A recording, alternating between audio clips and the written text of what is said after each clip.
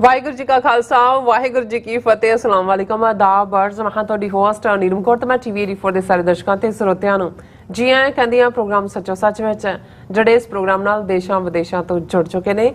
Khalsa affair centre ਦੇ ਸੰਚਾਲਕ doctor Amanjit Singh ਦੀ studio 'ਚ ਮੇਰੇ ਨਾਲ ਸ਼ਾਮਲ ਨੇ। ਉਹਨਾਂ ਨਾਲ ਗੱਲਬਾਤ ਕਰਕੇ ਅੱਜ ਦੇ ਅਹਿਮ ਇਸ਼ੂਜ਼ ਉੱਪਰ ਉਹਨਾਂ ਤੋਂ ਉਹਨਾਂ ਦਾ ਤਜਜ਼ੀਆ ਜਾਣਦੇ ਹਾਂ। जी डॉक्टर साहब वाहिगुरू जी का खालसा वाहिगुरू जी की फतेह। हाँ जी नीलम कौर जी तुहानू भी तो दुनिया भर च बैठे साडे बहुत ही प्यारे सोहने सियाणे टीवी 84 दे व्यूअर्स नू भी वाहिगुरू जी का खालसा वाहिगुरू जी की फतेह ते साडे बहुत ही प्यारे मुसलमान भैणां भरावां नू अस्सलाम वालेकुम। जी डॉक्टर साहब जी आनू प्रोग्राम सचो सच विच बहुत मेहरबानी जी। डॉक्टर साहब आज 24 जुलाई 2023 9 सावन नानकशाही संवत 555 ਦਾ ਦਿਨ ਹੈ ਤੇ ਡਾਕਟਰ ਸਾਹਿਬ ਪ੍ਰੋਗਰਾਮ ਸ਼ੁਰੂ ਕਰਨ ਤੋਂ ਪਹਿਲਾਂ ਅਸੀਂ ਦਰਸ਼ਕਾਂ ਤੇ ਸਰੋਤਿਆਂ ਨੂੰ ਹਮੇਸ਼ਾ ਤਰ੍ਹਾਂ ਦੱਸ ਦਿਓ ਵਿਊਅਰਸ ਜੇ ਤੁਸੀਂ ਹੱਕ ਸੱਚ ਇਨਸਾਫ ਤੇ ਪੈਰਾ ਦਿੰਦਾ ਇੱਕੋ ਇੱਕ ਚੈਨਲ ਟੀਵੀ 84 ਨੂੰ ਦੇਖਣਾ ਚਾਹੁੰਦੇ ਹੋ ਤਾਂ ਤੁਸੀਂ ਦੇਖ ਸਕਦੇ ਹੋ ਸਪੈਕਟਰਮ ਕੇਬਲ ਆਰਸੀਐਨ ਕੇਬਲ ਬੈਲਫਿਲਮ ਕੈਨੇਡਾ ਰੋਕੂ ਜਾਦੂ ਬਾਕਸ ਸ਼ਾਵਾ ਫੇਸਬੁੱਕ ਟੀਵੀ 84 ਦੀ ਐਪ ਰਾਹੀਂ online streaming and IP box ਤੇ ਤੁਸੀਂ ਟੀਵੀ 84 ਨੂੰ ਦੇਖ ਸਕਦੇ ਹੋ।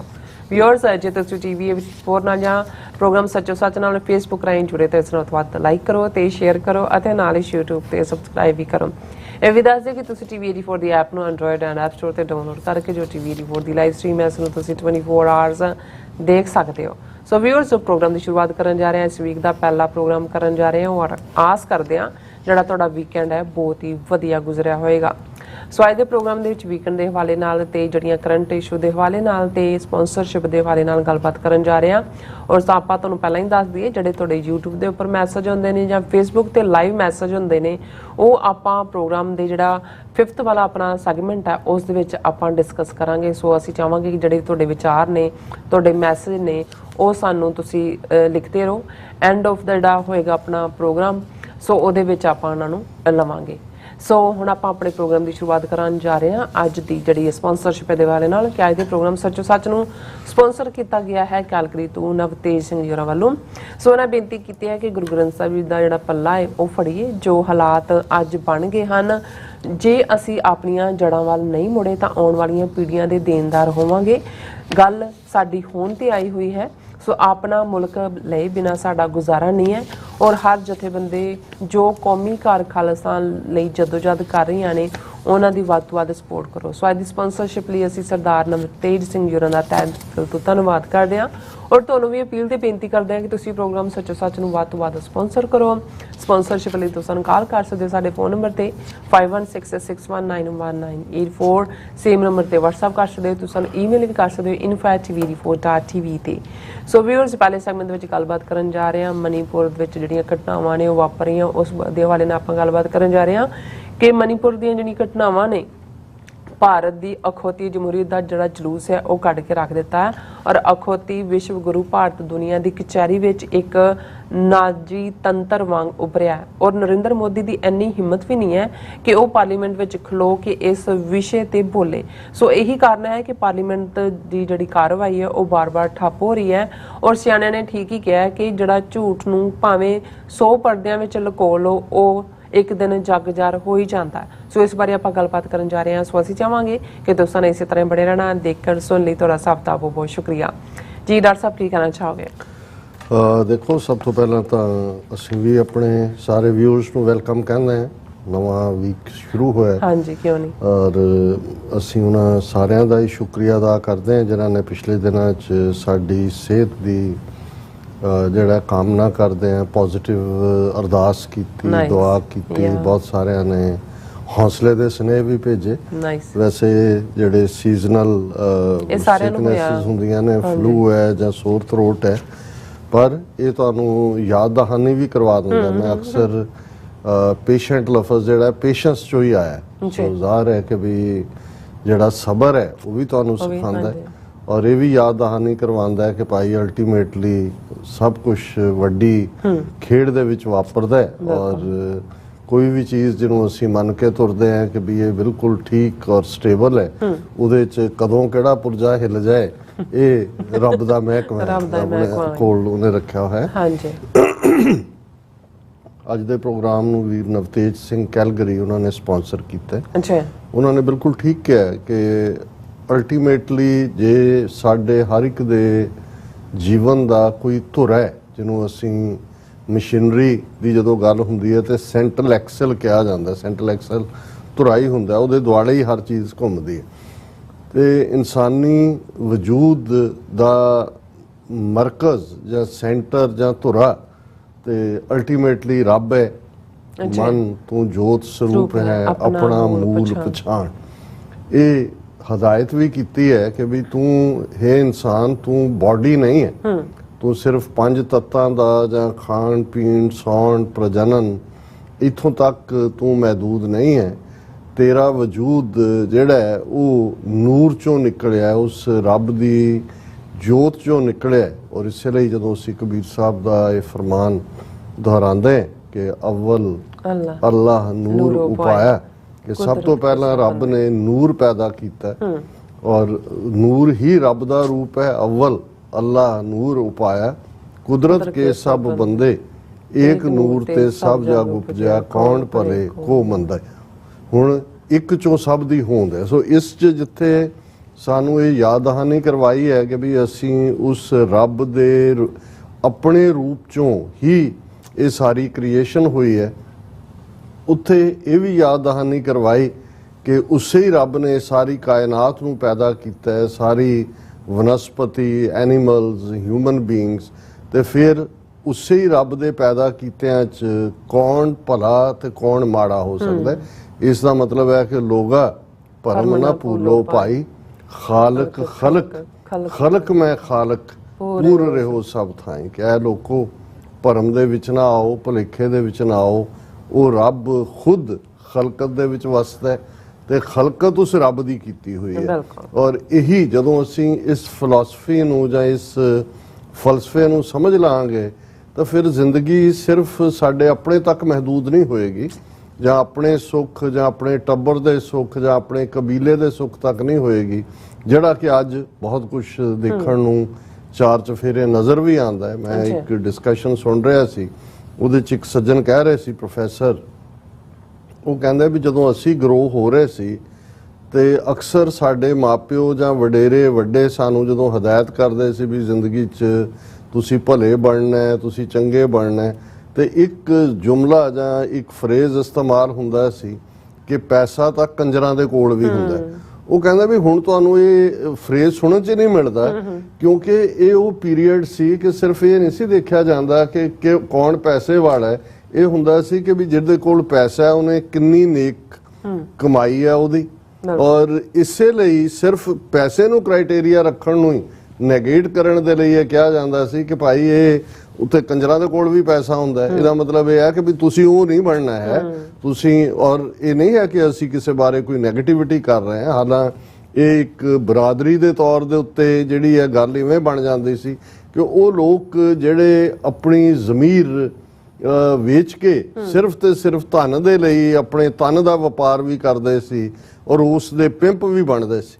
ਔਰ ਇਸੇ ਦੇ ਉੱਤੇ ਹੀ ਮੈਂ ਅਨਵਰ ਮਸੂਦ ਪਾਕਿਸਤਾਨ ਦੇ ਬਹੁਤ ਅੱਛੇ ਹਿਊਮਰਿਸਟ ਵੀ ਨੇ ਔਰ ਵੈਰੀ ਬ੍ਰਿਲੀਅੰਟ ਮੈਨ, ਉਹਨਾਂ ਦਾ ਇੱਕ ਲੇਟੈਸਟ ਸੁਣ ਰਿਹਾ ਸੀ ਤੇ ਉਹਨਾਂ ਨੇ ਕਿਸੇ ਹੋਰ ਦੇ ਹਵਾਲੇ ਨਾਲ ਉਹਨਾਂ ਦੀ ਡੈਥ ਐਨੀਵਰਸਰੀ ਦੇ ਉੱਤੇ ਕਮੈਂਟ ਕਰਦੇ ਆ ਕਿਹਾ, ਉਹਨਾਂ ਨੇ ਗੱਲ ਕੀਤੀ, ਉਹਨਾਂ ਨੇ ਕਿਹਾ ਜੀ ਵੀ ਸੁਣਿਆ ਕਿ ਹੀਰਾ ਮੰਡੀ ਲਾਹੌਰ ਹੁਣ ਬੰਦ ਹੋ ਗਈ ਹੈ, ਤੇ ਨਾਲ ਹੀ ਉਹਨਾਂ ਨੇ ਕਿਹਾ ਵੀ ਇਸ ਲਈ ਕਿਉਂਕਿ ਹੁਣ ਜ਼ਮੀਰ ਫਰੋਸ਼ ਜ਼ਿਆਦਾ ਹੋ ਗਏ ਨੇ। ਇਹ ਇੰਨਾ ਡੂੰਘਾ ਇਹ ਕਾਟ ਕਰਨ ਵਾਲੀ ਗੱਲ ਹੈ ਕਿ ਵੀ ਉਹ ਲੋਕ ਤਾਂ ਕਿਸ ਮਜਬੂਰੀ ਵਸ ਜਾਂ ਕਿਵੇਂ ਆਪਣੇ ਸਰੀਰਾਂ ਦੇ ਸੌਦੇ ਕਰਦੇ ਸੀ। ਉਹਨਾਂ ਨੇ ਕਿਹਾ ਵੀ ਹੁਣ ਈਵਨ ਉਹ ਮੈਟਰ ਨਹੀਂ ਕਰਦਾ ਕਿਉਂਕਿ ਹੁਣ ਜਿਹੜੀ ਮੰਡੀ ਸਭ ਤੋਂ ਵੱਡੀ ਆ ਉਹ ਜ਼ਮੀਰ ਫਰੋਸ਼ਾਂ ਦੀ ਹੈ। ਇਹਦਾ ਮਤਲਬ ਇਹ ਹੈ ਵੀ ਅਸੀਂ ਨਾ ਕੋਈ ਸਾਡਾ ਇਖਲਾਕੀ ਪੱਧਰ ਹੈ, ਨਾ ਕੋਈ ਮੋਰੈਲਿਟੀ ਹੈ, ਨਾ ਕੋਈ ਜੀਵਨ ਦੇ ਅੰਦਰ ਵੈਲਿਊ ਸਿਸਟਮ ਹੈ। ਇਸ ਲਈ ਸਮਾਜ 'ਚ ਕਿਹਦੇ ਕੋਲ ਪੈਸਾ ਕਿਹੜੇ ਢੰਗ ਨਾਲ ਆਇਆ ਇਹ ਹੁਣ ਮੈਟਰ ਨਹੀਂ ਕਰਦਾ, ਮੈਟਰ ਕਰਦਾ ਵੀ ਕੌਣ ਧਨਵਾਨ ਹੈ, ਕੌਣ ਪੈਸੇ ਵਾਲਾ ਹੈ। ਔਰ ਇਹਦੇ 'ਚ ਮੈਂ ਸਮਝਦਾ ਵੀ ਅਸੀਂ ਆਪਣੇ ਲੋਕਾਂ ਨੂੰ ਵੀ ਜਿਹੜੇ ਡਰੱਗ ਦੇ ਵਿੱਚ ਇਨਵੋਲਵ ਹੁੰਦੇ ਨੇ, ਉਹਨਾਂ ਨੂੰ ਲੱਗਦਾ ਹੈ ਕਿ ਭਾਈ ਦੋ ਗੇੜੇ ਇੱਧਰ ਲਾ ਲਓ ਉੱਧਰ ਲਾ ਲਓ, ਫਿਰ ਵੱਡੀ ਔਡੀ ਗੱਡੀ ਰੱਖ ਲਓ, ਦੂਜਾ ਲੈ ਲਓ, ਔਰ ਅਲਟੀਮੇਟਲੀ ਕਿੰਨਿਆਂ ਦੀਆਂ ਜ਼ਿੰਦਗੀਆਂ ਅਲਟੀਮੇਟਲੀ ਜੇਲ੍ਹਾਂ ਦੇ ਵਿੱਚ ਐਂਡ ਹੁੰਦੀਆਂ ਨੇ। ਲੇਕਿਨ ਇਹ ਵੀ ਉਸ ਦੌੜ ਦਾ ਨਤੀਜਾ ਹੈ ਜਿਹਦੇ 'ਚ ਕਿ ਕੁਇਕ ਰਿਚ ਹੋਣ ਦੀ ਗੱਲ ਹੈ ਕਿ ਵੀ ਜਿਹੜੇ ਪਾਸਿਓਂ ਮਰਜ਼ੀ ਤੁਸੀਂ ਅਮੀਰ ਹੋਣਾ ਹੈ ਉਹਦੇ ਲਈ اخلاق ਨਾਂ ਦੀ ਕੋਈ ਚੀਜ਼ ਨਹੀਂ ਹੈ।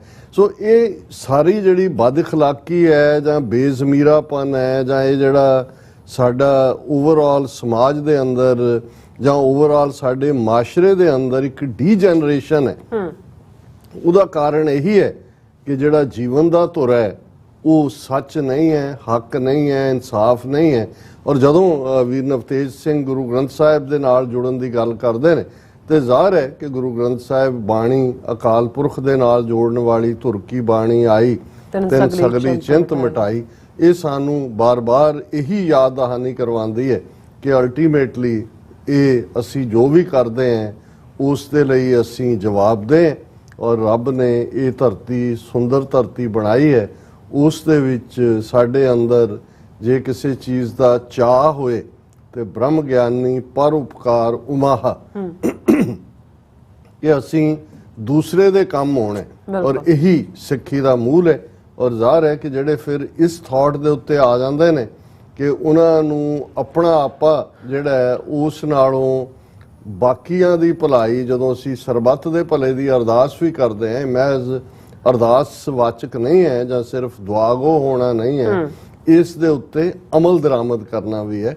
ਔਰ ਇਹਦੇ 'ਚ ਠੀਕ ਹੈ ਵੀ ਅਸੀਂ ਕਮਜ਼ੋਰੀਆਂ ਵੀ ਪੁਆਇੰਟ ਆਊਟ ਕਰਦੇ ਹਾਂ, ਪਰ ਬਹੁਤ ਸਾਰੀਆਂ ਕਮਜ਼ੋਰੀਆਂ ਦੇ ਬਾਵਜੂਦ ਜੇ ਅਸੀਂ ਸਿੱਖ ਕੌਮ ਨੂੰ ਕਲੈਕਟਿਵਲੀ ਦੇਖੀਏ ਤੇ ਅੱਜ ਜਦੋਂ ਅਸੀਂ ਪੰਜਾਬ ਦੇ ਵਿੱਚ ਹੜ੍ਹਾਂ ਦੀ ਗੱਲ ਕਰਦੇ ਹਾਂ, ਦੂਸਰੀਆਂ ਥਾਵਾਂ ਤੇ ਕੁਦਰਤੀ ਆਪਦਾਵਾਂ ਦੀ ਗੱਲ ਕਰਦੇ ਤੇ ਇਹ ਗੁਰੂ ਦੀ ਰਹਿਮਤ ਹੈ ਕਿ ਕੌਮ ਦੇ ਵਿੱਚ ਆਪ ਮੁਹਾਰੇ ਮਦਦ ਦਾ, ਆਪ ਮੁਹਾਰੇ ਆਪਣੇ ਆਪ ਨੂੰ ਖਤਰੇ 'ਚ ਪਾ ਕੇ ਦੂਸਰਿਆਂ ਦੇ ਕੰਮ ਆਉਣ ਦੀ ਭਾਵਨਾ ਜਿਹੜੀ ਹੈ ਉਹ ਵੀ ਜਿਹੜੀ ਹੈ ਅੱਜ ਵੀ ਉਸ ਸਪਿਰਿਟ ਕਾਇਮ ਹੈ।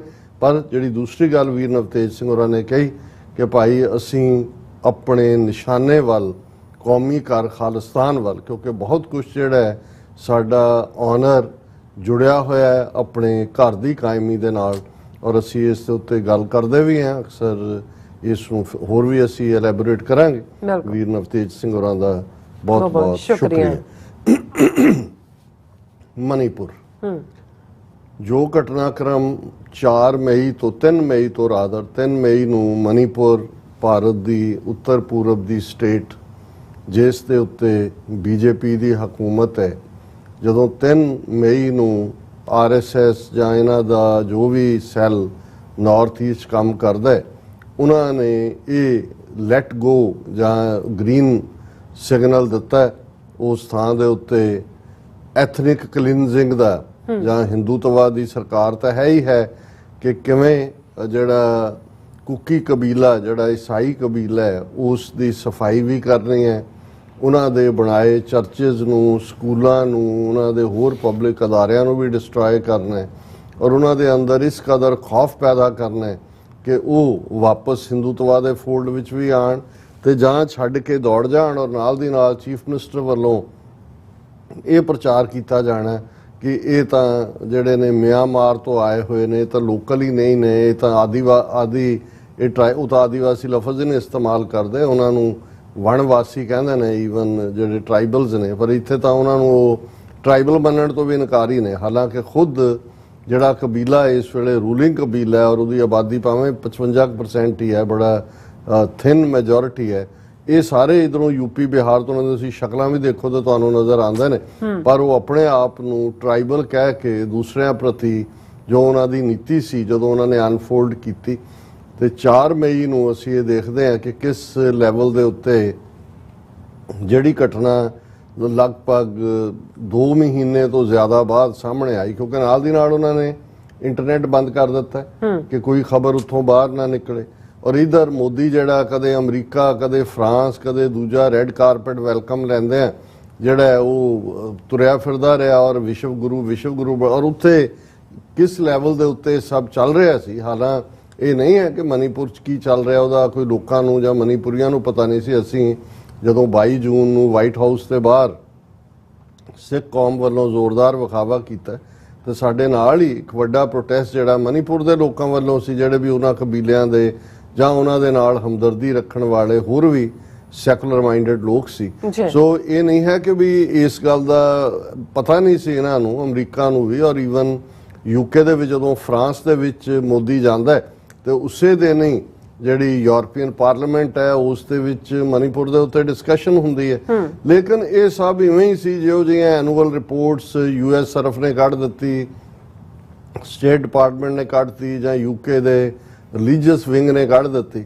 ਲੇਕਿਨ ਜਦੋਂ ਇਹ ਵੀਡੀਓ ਜਿਹੜੀ ਕਿ 4 ਮਈ ਨੂੰ ਵਾਪਰਦੀ ਹੈ, ਜਿਸ ਦੇ ਵਿੱਚ ਕਿਵੇਂ ਹਜ਼ਾਰਾਂ ਜਿਹੜੇ ਮਾਈਤਾਈ ਜਾਂ ਮੈਟੇਈ ਵੀ ਉਹਨਾਂ ਨੂੰ ਕਹਿੰਦੇ ਨੇ, ਕਬੀਲੇ ਵਾਲੇ ਹਿੰਦੂਤਵੀ ਨੇ ਜਿਹੜੇ, ਉਹਨਾਂ ਦੀ ਭੀੜ 2 ਬੀਬੀਆਂ ਨੂੰ ਕਿਵੇਂ ਉਹ ਡਿਸਆਨਰ ਕਰਦੀ ਹੈ, ਉਹਨਾਂ ਦੇ ਨਾਲ ਜਬਰ ਜਨਾਹ ਹੁੰਦਾ ਹੈ, ਕਿਉਂਕਿ 2 ਮਹੀਨੇ ਤਾਂ ਇੰਟਰਨੈਟ ਹੀ ਬੰਦ ਸੀ। ਲੇਕਿਨ ਇਹਦੇ ਬਾਵਜੂਦ ਕਿ ਇਹ ਘਟਨਾ 4 ਮਈ ਦੀ ਹੈ, FIR ਪਹਿਲੀ 18 ਮਈ ਨੂੰ ਰਿਕਾਰਡ ਹੁੰਦੀ ਹੈ, ਲੇਕਿਨ ਇਹਦੇ ਬਾਵਜੂਦ ਕੋਈ ਕਾਰਵਾਈ ਨਹੀਂ ਹੁੰਦੀ। ਜਦੋਂ ਇੰਟਰਨੈਟ ਖੁੱਲ੍ਹਦਾ ਔਰ ਕਿਸੇ ਪਾਸਿਓਂ ਇਹ ਵੀਡੀਓ ਸਾਹਮਣੇ ਆਉਂਦੀ ਹੈ ਤੇ ਇਹਦੇ ਨਾਲ ਫਿਰ ਇੱਕ ਦੁਨੀਆ ਭਰ ਦੇ ਵਿੱਚ ਜਿਹੜਾ ਜਿਸ ਲੈਵਲ ਦੇ ਉੱਤੇ ਰੋਹ ਜਾਗ ਗਿਆ, ਔਰ ਹੁਣ ਤਾਂ ਇਹ ਸਾਹਮਣੇ ਆਉਣਾ ਸ਼ੁਰੂ ਹੋ ਗਿਆ ਵੀ ਇਹ ਇਕੱਲੀ ਕੋਈ ਘਟਨਾ ਨਹੀਂ ਹੈ, ਇਸ ਕਿਸਮ ਦੀਆਂ ਕਈ ਘਟਨਾਵਾਂ ਵਾਪਰੀਆਂ ਨੇ ਔਰ ਉਹਨਾਂ ਦੀਆਂ FIRs ਵੀ ਸਾਹਮਣੇ ਆਣੀਆਂ ਸ਼ੁਰੂ ਹੋ ਗਈਆਂ। ਅੱਜ ਹੀ ਕਰਨ ਥਾਪਰ ਦੇ ਨਾਲ ਇੱਕ ਪ੍ਰੋਮੀਨੈਂਟ ਜਰਨਲਿਸਟ ਵੀ ਔਰ ਖੁਦ ਉਹ ਈਸਾਈ ਨੇ, ਮਿਸਟਰ ਵਰਗੀਜ਼, ਜਿਨ੍ਹਾਂ ਦੀ 4 ਬੰਦਿਆਂ ਦੀ ਟੀਮ ਉੱਥੇ ਜਾ ਕੇ ਆਈ ਹੈ, ਉਹਨਾਂ ਨੇ ਇੱਕ ਕਿਉਂਕਿ ਅੰਗਰੇਜ਼ੀ 'ਚ ਇੰਟਰਵਿਊ ਸੀ, ਤਾਂ ਉਹਨਾਂ ਨੇ ਜਦੋਂ 4 ਮਈ ਦੀ ਘਟਨਾ ਦਾ ਜ਼ਿਕਰ ਕੀਤਾ ਤਾਂ ਉਹਨਾਂ ਨੇ ਕਿਹਾ ਵੀ it's a tip of an iceberg.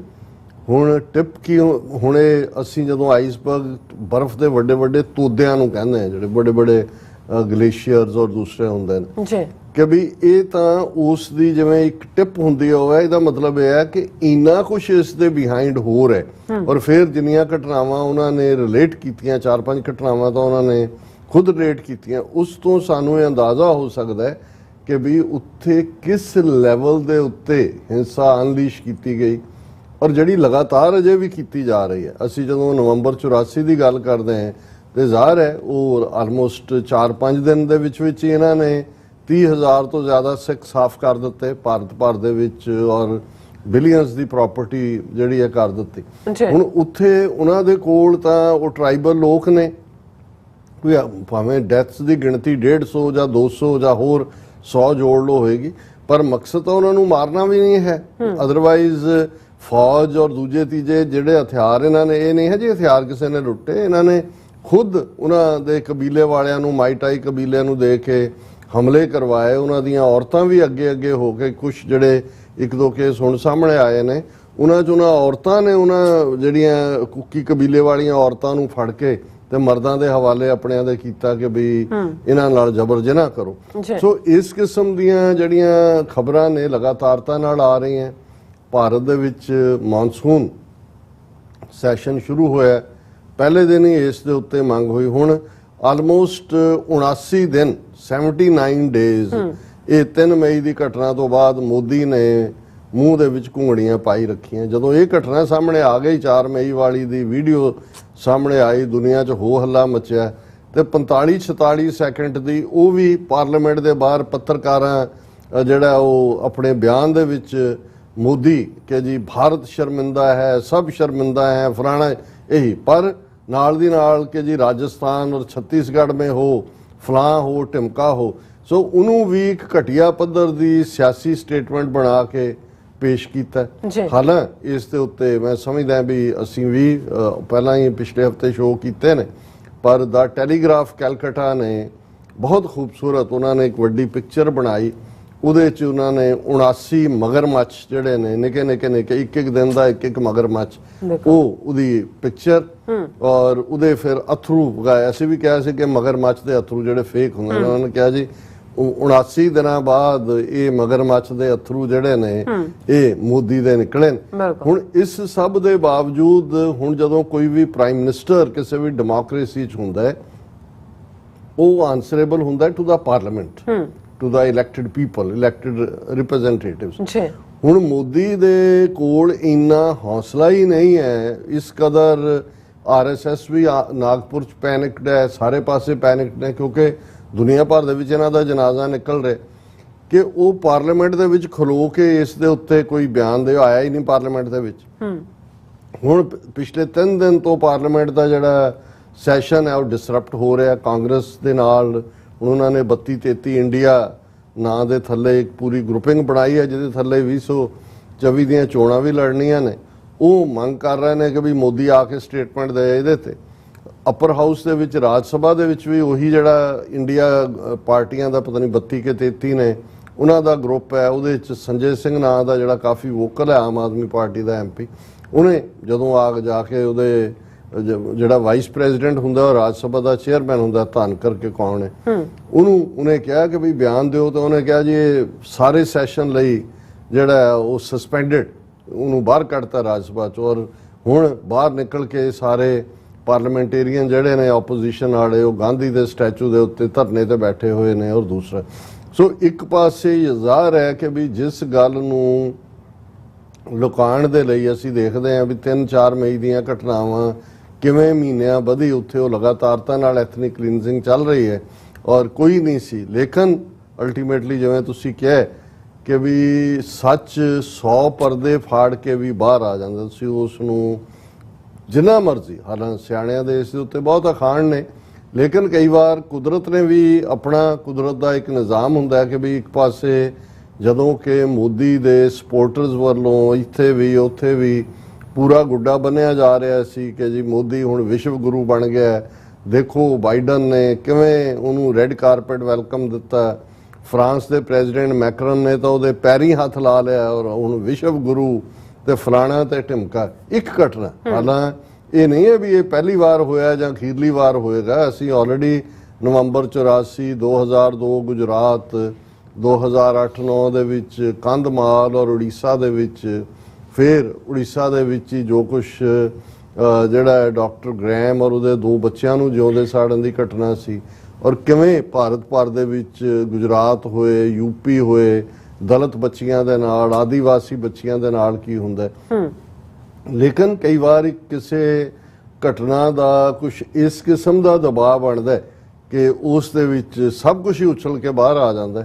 ਹੁਣ ਇਸ ਵੇਲੇ ਜੇ ਸਾਦਾ ਪੰਜਾਬੀ 'ਚ ਕਹਿਣਾ ਹੋਏ ਕਿ ਭਾਰਤ ਦੇ ਉੱਤੇ 4 ਚਫੇਰਿਓਂ ਥੂ ਥੂ ਹੋ ਰਹੀ ਹੈ ਔਰ ਉਹੀ ਵਲੈਤ ਜਿਹਦੇ ਰਿਸ਼ੀ ਸੋਨਕ ਨੂੰ ਜਿਹੜਾ ਲਾਲ ਮੌਲੀ ਦਾ ਧਾਗਾ ਔਰ ਗਾਂ ਮਾਤਾ ਦਾ ਪੁਜਾਰੀ ਔਰ ਜੋ RSS ਦਾ ਏਜੰਡਾ ਸਿੱਖਾਂ ਨੂੰ, ਕਸ਼ਮੀਰੀਆਂ ਨੂੰ ਦੱਬਣ ਦਾ, ਉਸ ਦੇ ਉੱਤੇ ਬਿਲਕੁਲ ਸਹੀ ਪਾ ਰਿਹਾ ਸੀ। ਜੋ ਉੱਥੇ ਅਜੀਤ ਡੋਭਲ ਔਰ ਆ ਕੇ ਬੈਠੇ ਜੋ ਕੁਝ ਕਰ ਰਹੇ ਸੀ, ਜਿਹਦੇ ਕਮਾਂਡ ਦੇ ਥੱਲੇ ਜਿਹੜਾ ਜੋ ਕੁਝ UK ਦੇ ਵਿੱਚ ਇੱਕ ਸੁਪਰੈਸ਼ਨ ਦਾ ਜਾਂ ਸਿੱਖਾਂ ਨੂੰ ਡੀਫੇਮ ਕਰਨ ਦਾ ਦੌਰ ਤੁਰਿਆ ਹੋਇਆ।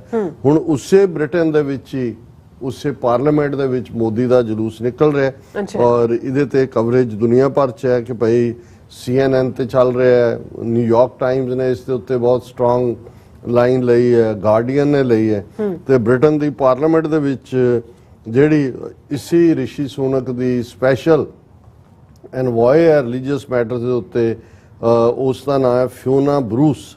ਉਸ ਨੇ ਬੜੀ ਡੀਟੇਲ ਸਟੇਟਮੈਂਟ ਦਿੱਤੀ ਹੈ ਪਾਰਲੀਮੈਂਟ 'ਚ ਖਲੋ ਕੇ ਔਰ ਉਹ ਕੱਲੀ ਉਹ ਮੈਂਬਰ ਪਾਰਲੀਮੈਂਟ ਵੀ ਹੈ ਔਰ ਜਿਹੜੀ ਉਹਨਾਂ ਦੀ ਸਪੈਸ਼ਲ ਰਿਲੀਜੀਅਸ ਫਰੀडम ਕਮੇਟੀ ਹੈ ਉਹਨੂੰ ਵੀ ਹੈਡ ਕਰਦੀ ਹੈ।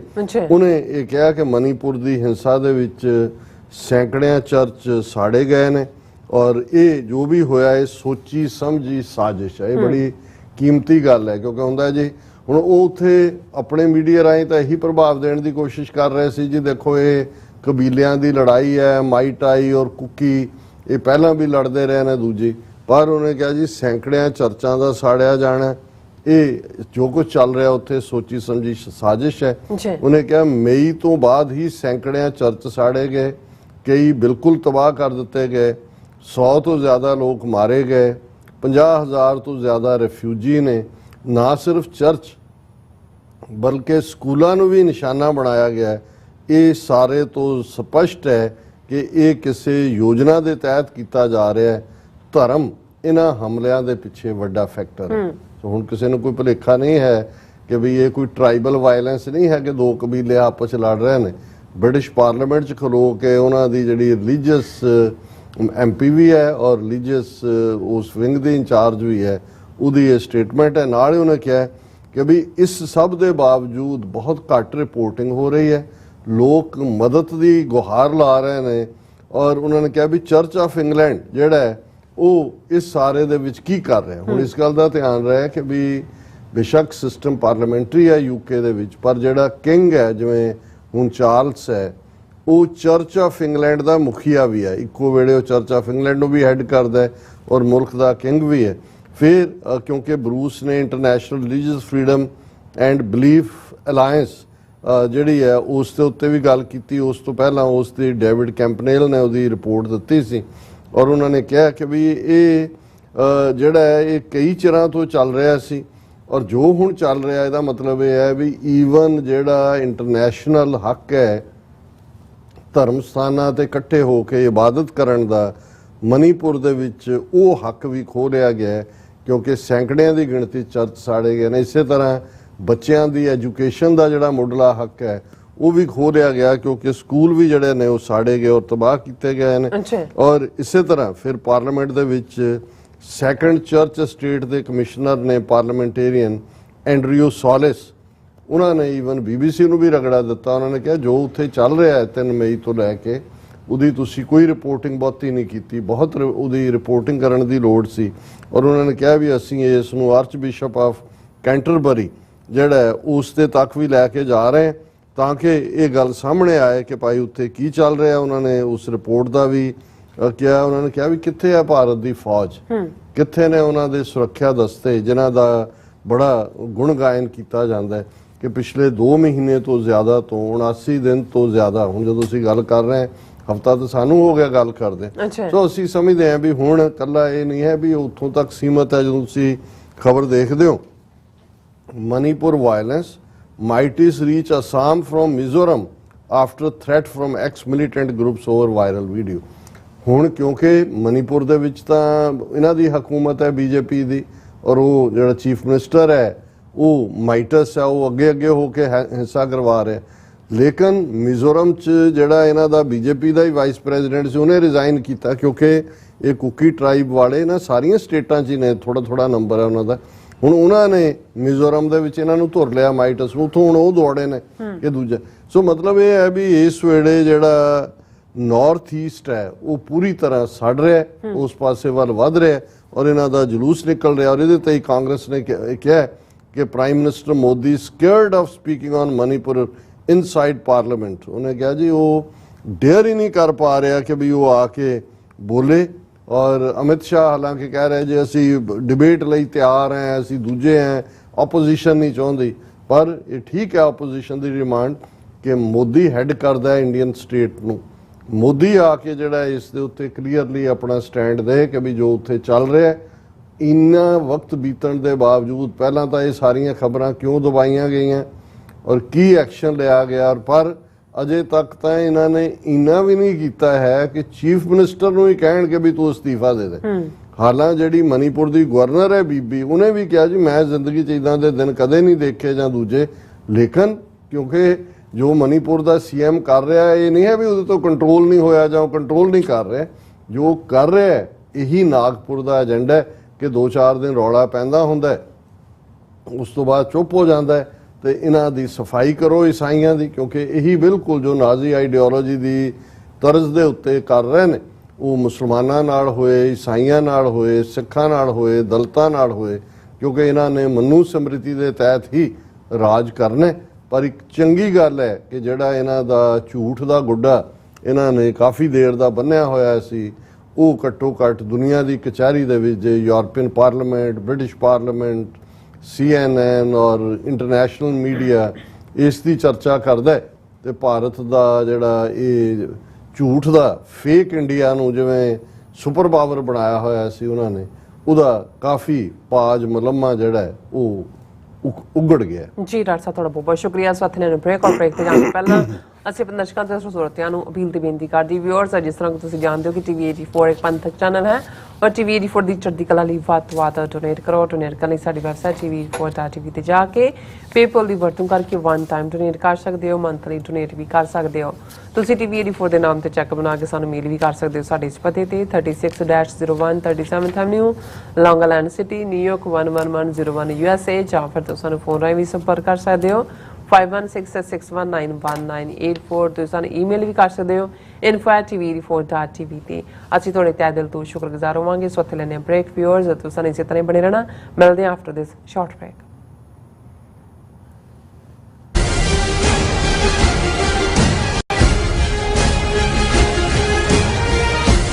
ਕੀ ਤੁਸੀਂ ਸਿਗਨੇਚਰ ਟਰੱਕ ਸਰਵਿਸ ਰਾਊਟ 81 ਉੱਤੇ ਐਗਜ਼ਿਟ 235 ਤੇ ਟਰੱਕਰ ਵੀਰਾਂ ਲਈ 24 ਘੰਟੇ ਰੋਡ ਸਰਵਿਸ ਦੀ ਸੁਵਿਧਾ ਮੌਜੂਦ।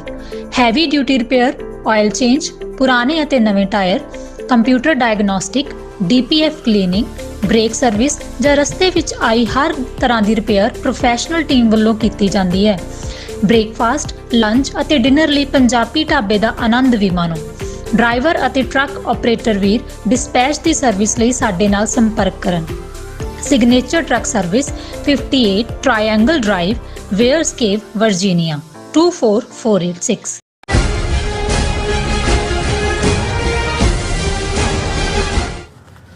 Viewers, welcome back to program. So viewers, ਗੱਲਬਾਤ ਕਰਨ ਜਾ ਰਹੇ ਹਾਂ ਪੰਜਾਬ ਦੇ ਹਵਾਲੇ ਨਾਲ ਕਿ ਜਿਸ ਤਰ੍ਹਾਂ ਕਿ ਪੰਜਾਬ ਵਿੱਚ ਹੜ੍ਹਾਂ ਨੇ ਪੂਰੀ ਤਬਾਹੀ ਮਚਾਈ ਹੋਈ ਹੈ ਔਰ ਕਈ ਹਜ਼ਾਰ ਕਰੋੜ ਦਾ ਜਿਹੜਾ ਨੁਕਸਾਨ ਹੋਇਆ ਪਿਆ ਹੈ ਔਰ 50 ਤੋਂ ਜ਼ਿਆਦਾ ਜਿਹੜੇ ਜਾਨਾਂ ਨੇ ਉਹ ਗਈਆਂ ਨੇ। ਸੋ ਨਾ ਸੈਂਟਰ ਵੱਲੋਂ ਤੇ ਨਾ ਹੀ ਕਿਸੇ ਸੂਬੇ ਵੱਲੋਂ, ਕਿਸੇ ਹੋਰ ਸੂਬੇ ਵੱਲੋਂ ਜਿਹੜੀ ਕੋਈ ਮਦਦ ਲਈ ਬੋੜਿਆ। ਸੋ ਪੰਜਾਬੀਆਂ ਨੇ ਇੱਕ ਦੂਸਰੇ ਦੀ ਖੁਦ ਹੀ ਮਦਦ ਕੀਤੀ ਹੈ ਔਰ ਸੈਂਟਰ ਏਜੰਸੀਆਂ ਜਿਹੜੀਆਂ ਨੇ ਪੰਜਾਬ ਨੂੰ ਤਬਾਹ ਕਰਨ ਤੇ ਤੁਲੀਆਂ ਹੋਈਆਂ ਨੇ। ਇੱਕ ਪਾਸੇ ਸ੍ਰੀਲੰਕਾ ਦਾ ਜਿਹੜਾ ਫ੍ਰੀ ਬੀ ਮਾਡਲ ਅਪਲਾਈ ਕੀਤਾ ਜਾ ਰਿਹਾ ਹੈ ਔਰ ਦੂਸਰੇ ਪਾਸੇ ਮੈਕਸੀਕੋ ਦਾ ਡਰੱਗ ਗੈਂਗ ਫੇਅਰ ਮਾਡਲ। ਸੋ ਇਸ ਬਾਰੇ ਆਪਾਂ ਗੱਲਬਾਤ ਕਰਨ ਜਾ ਰਹੇ ਹਾਂ।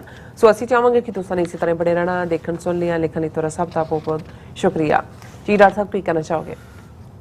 ਦੇਖੋ, ਪੰਜਾਬ ਦੇ ਵਿੱਚ ਪਿਛਲੇ ਹਫ਼ਤਿਆਂ ਦੇ ਵਿੱਚ ਜਿਸ ਲੈਵਲ ਦਾ ਨੁਕਸਾਨ ਹੜ੍ਹਾਂ ਦੇ ਨਾਲ, ਜਿਹਦੇ ਵਿੱਚ ਕੁਛ ਤਾਂ ਲਗਾਤਾਰ ਮੀਂਹ ਪੈਣ ਕਰਕੇ, ਕੁਛ ਇਹਨਾਂ ਦੀ ਨਲਾਇਕੀ ਔਰ ਜਿਵੇਂ ਰਾਜਸਥਾਨ ਔਰ ਹਰਿਆਣੇ ਦੀਆਂ ਨਹਿਰਾਂ 'ਚ ਪਾਣੀ ਨਾ ਛੱਡਣਾ, ਇਹ ਕਹਿ ਕੇ ਕਿ ਜੀ ਉੱਥੇ ਸਿਲਟ ਨਾ ਚਲੀ ਜਾਏ, ਔਰ ਇਸ ਦੇ ਨਾਲ ਨਾਲ ਜੋ ਜਿੰਨਾ ਇਹਨਾਂ ਨੇ ਰਿਵਰ ਬੈਡਸ ਨੇ ਉਹਨਾਂ ਦੇ ਵਿੱਚ ਔਰ ਈਵਨ ਜਿਹੜਾ ਰਿਵਰਸ ਦੇ ਫ੍ਰੀ ਫਲੋ ਦਾ ਦਾਇਰਾ ਕਾਰ ਹੁੰਦਾ ਹੈ, ਉਸ ਦੇ ਵਿੱਚ ਗੈਰ ਕਾਨੂੰਨੀ ਕੰਸਟਰਕਸ਼ਨਸ, ਉਸ ਦੇ ਨਾਲ ਜੁੜਿਆ ਹੋਇਆ ਕਮਜ਼ੋਰ ਨਿਕਾਸ ਦਾ ਸਿਸਟਮ। ਕਿਉਂਕਿ ਜਦੋਂ ਕੁਝ ਹੁੰਦਾ 19 ਕੁ ਦਿਨ ਹੀ ਰੌਲਾ ਰਹਿੰਦਾ ਔਰ ਹੁਣ ਤੁਸੀਂ ਦੇਖੋਗੇ ਅਗੇਨ ਅਗਲੇ ਸਾਲ ਤੱਕ ਹੁਣ ਵੇਟ ਕਰਨਗੇ ਤਬਾਹੀ ਦੀ, ਉੱਥੇ ਕੀ ਚਲਾ ਜਾਏਗਾ। ਆਮ ਲੋਕ ਜਿਹੜੇ ਨੇ ਉਹ ਸਫਰ ਕਰਨਗੇ। ਹਾਲਾਂ ਇਹ ਪੰਜਾਬ ਸਰਕਾਰ ਦਾ ਇਹ ਜਿਹੜਾ ਛਲੇਡਾ ਮੁੱਖ ਮੰਤਰੀ ਹੈ ਇਹ ਕਹਿ ਰਿਹਾ ਕਿ ਜੀ Punjab suffered loss of over 1000 crore rupees due to floods, ਕਿ 1000 ਕਰੋੜ ਤੋਂ ਜ਼ਿਆਦਾ ਦਾ ਨੁਕਸਾਨ ਹੋਇਆ। ਜਦੋਂ ਇਹ ਕਰਦੇ ਨੇ ਇਹਨਾਂ ਨੂੰ ਜਿਹੜੀਆਂ ਡੈੱਡ ਬਾਡੀਜ਼ ਨੇ ਜਾਂ ਮਰੇ ਨੇ ਜਾਂ ਜਿਹੜੇ ਅਦਰਵਾਈਜ਼ ਪੂਰੇ ਘਰਾਂ ਦੇ ਘਰ ਤਬਾਹ ਹੋਏ ਨੇ, ਕਿੰਨਿਆਂ ਦੇ ਕਿੰਨੇ ਜ਼ਰੂਰੀ ਡਾਕੂਮੈਂਟਸ, ਇਹ ਸਾਰਾ ਕੋਈ ਮੈਟਰ ਨਹੀਂ ਕਰਦਾ। ਪਰ ਇਸ ਸਾਰੇ 'ਚ 2-3 ਫੈਕਟਰ ਜਿਹੜੇ ਬੜੀ ਕਲੀਅਰਲੀ ਦੇਖਣ 'ਚ ਆਏ। ਇੱਕ ਤਾਂ ਕੋਈ ਨਹੀਂ ਬੋੜਿਆ, ਜਦੋਂ ਅਸੀਂ ਕਹਿੰਦੇ ਹਾਂ ਕਿ ਭਾਈ ਨਾ ਉਹ ਸੈਂਟਰ ਹਕੂਮਤ ਨਾ ਕੋਈ ਹੋਰ ਸਟੇਟਾਂ, ਲੋਕਾਂ ਨੇ ਇੱਕ ਦੂਸਰੇ ਦੀ ਮਦਦ ਕੀਤੀ। ਔਰ ਕਿਸ ਹੱਦ ਤੱਕ ਜਾ ਕੇ ਜਦੋਂ ਅਸੀਂ ਪੰਜਾਬ ਦੇ ਖੂਬਸੂਰਤ ਕਰੈਕਟਰ ਦੀ ਗੱਲ ਕਰਦੇ ਹਾਂ ਕਿ ਜਿਨ੍ਹਾਂ ਦੇ ਕੋਲ ਲੈ ਕੇ ਗਏ, ਉਹਨਾਂ ਨੇ ਵੀ ਜੇ ਉਹਨਾਂ ਦੇ ਕੋਲ ਉਹਨਾਂ ਨੇ ਕਿਹਾ ਜੀ ਨਹੀਂ ਅਸੀਂ ਸਾਨੂੰ ਨਹੀਂ ਲੋੜ, ਅੱਗੇ ਤੁਸੀਂ ਉਹਨਾਂ ਤੱਕ ਪਹੁੰਚਾਓ।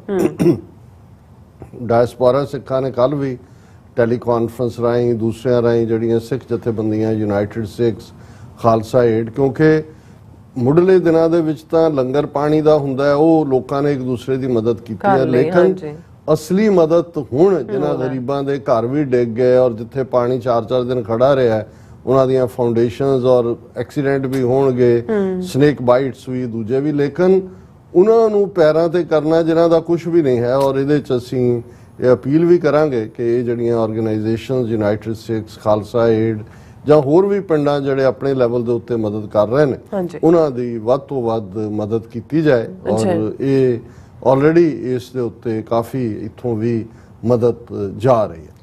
ਹੁਣ ਇਸ ਸਾਰੇ ਚੋਂ ਇੱਕ ਪਾਰਟ ਜਿਹੜਾ ਮੈਂ ਸਮਝਦਾ ਹਾਂ ਵੀ ਲਗਾਤਾਰਤਾ ਨਾਲ ਜਦੋਂ ਵੀ ਪੰਜਾਬ 'ਚ ਕੋਈ ਡਰੋਨ ਆ ਜਾਂਦਾ ਹੈ, ਕੋਈ ਹੋਰ ਹੁੰਦਾ ਹੈ, ਕਿ ਜੀ ਪਾਕਿਸਤਾਨ ਇਹ ਬਰਬਾਦੀ ਕਰਨਾ ਚਾਹੁੰਦਾ ਹੈ, ਉਹ ਡਰੱਗਸ ਲਿਆ ਰਿਹਾ, ਉਹ ਹਥਿਆਰ ਸੁੱਟ ਰਿਹਾ, ਡਰੋਨ ਇੱਥੇ ਆ ਗਿਆ, ਫਲਾਣੇ ਜ਼ਿਲ੍ਹੇ 'ਚ ਆ ਗਿਆ, ਫਿਰੋਜ਼ਪੁਰ 'ਚ ਆ ਗਿਆ, ਅੰਮ੍ਰਿਤਸਰ 'ਚ ਆ ਗਿਆ।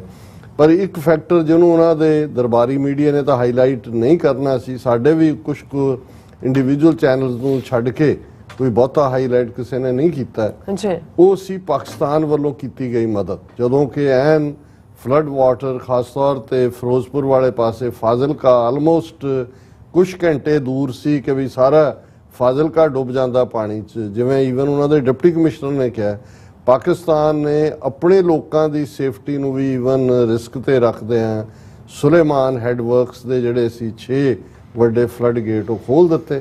ਨਤੀਜੇ ਦੇ ਤੌਰ ਤੇ ਪਾਣੀ ਦਾ ਨਿਕਾਸ ਹੋਇਆ ਉਸ ਪਾਸੇ, ਔਰ ਫਾਜ਼ਿਲਕਾ ਔਰ ਉਹ ਜਿਹੜੇ ਸਾਰੇ ਹੀ ਫਿਰੋਜ਼ਪੁਰ ਦੇ ਉਹ ਇਲਾਕੇ ਨੇ ਬਚ ਗਏ। ਲੋਕ ਵੀ ਬਹੁਤ ਸ਼ੁਕਰਗੁਜ਼ਾਰੀ 'ਚ ਨੇ। ਔਰ ਇਸ ਦੇ ਉੱਤੇ ਸਾਡੇ ਵੀਰ ਭਾਈ ਸੰਤੋਖ ਸਿੰਘ ਭਾਊ ਜੀ ਨੇ ਇੱਕ ਛੋਟੀ ਜਿਹੀ ਨਜ਼ਮ ਵੀ ਭੇਜੀ। ਉਹ 2-3 ਦਿਨ ਪਹਿਲਾਂ ਹੀ ਆਈ ਸੀਗੀ, ਪਰ ਮੈਂ ਉਸ ਨੂੰ ਉਦੋਂ ਨਹੀਂ ਸੀ ਸ਼ੇਅਰ ਕਰ ਸਕਿਆ। ਔਰ ਇਹ ਬੜੀ ਖੂਬਸੂਰਤੀ ਦੇ ਨਾਲ ਇਹਦੇ 'ਚ ਇਹ ਹੋਇਆ ਕਿ ਦੋਨਾਂ ਪੰਜਾਬਾਂ ਨੇ ਇੱਕ ਵਾਰੀ ਫਿਰ, ਕਿਉਂਕਿ ਅਲਟੀਮੇਟਲੀ ਸਾਨੂੰ ਨਜ਼ਰ ਵੀ ਆਉਂਦਾ ਹੈ ਵੀ ਖਾਲਿਸਤਾਨ ਪਾਕਿਸਤਾਨ ਸਾਡੀ ਡੈਸਟਨੀ ਇੱਕ ਹੈ, ਦੁਸ਼ਮਣ ਵੀ ਇੱਕ ਹੈ। ਉਦੋਂ ਵੀ ਇੱਕ ਸੀ, 47 ਚ ਉਹਨੇ ਸਾਨੂੰ ਇੱਕ ਦੂਸਰੇ ਦੇ ਗਲ ਪਵਾਇਆ, ਅੱਜ ਵੀ ਉਹੀ ਨੀਤੀ ਹੈ ਉਹਨਾਂ ਦੀ।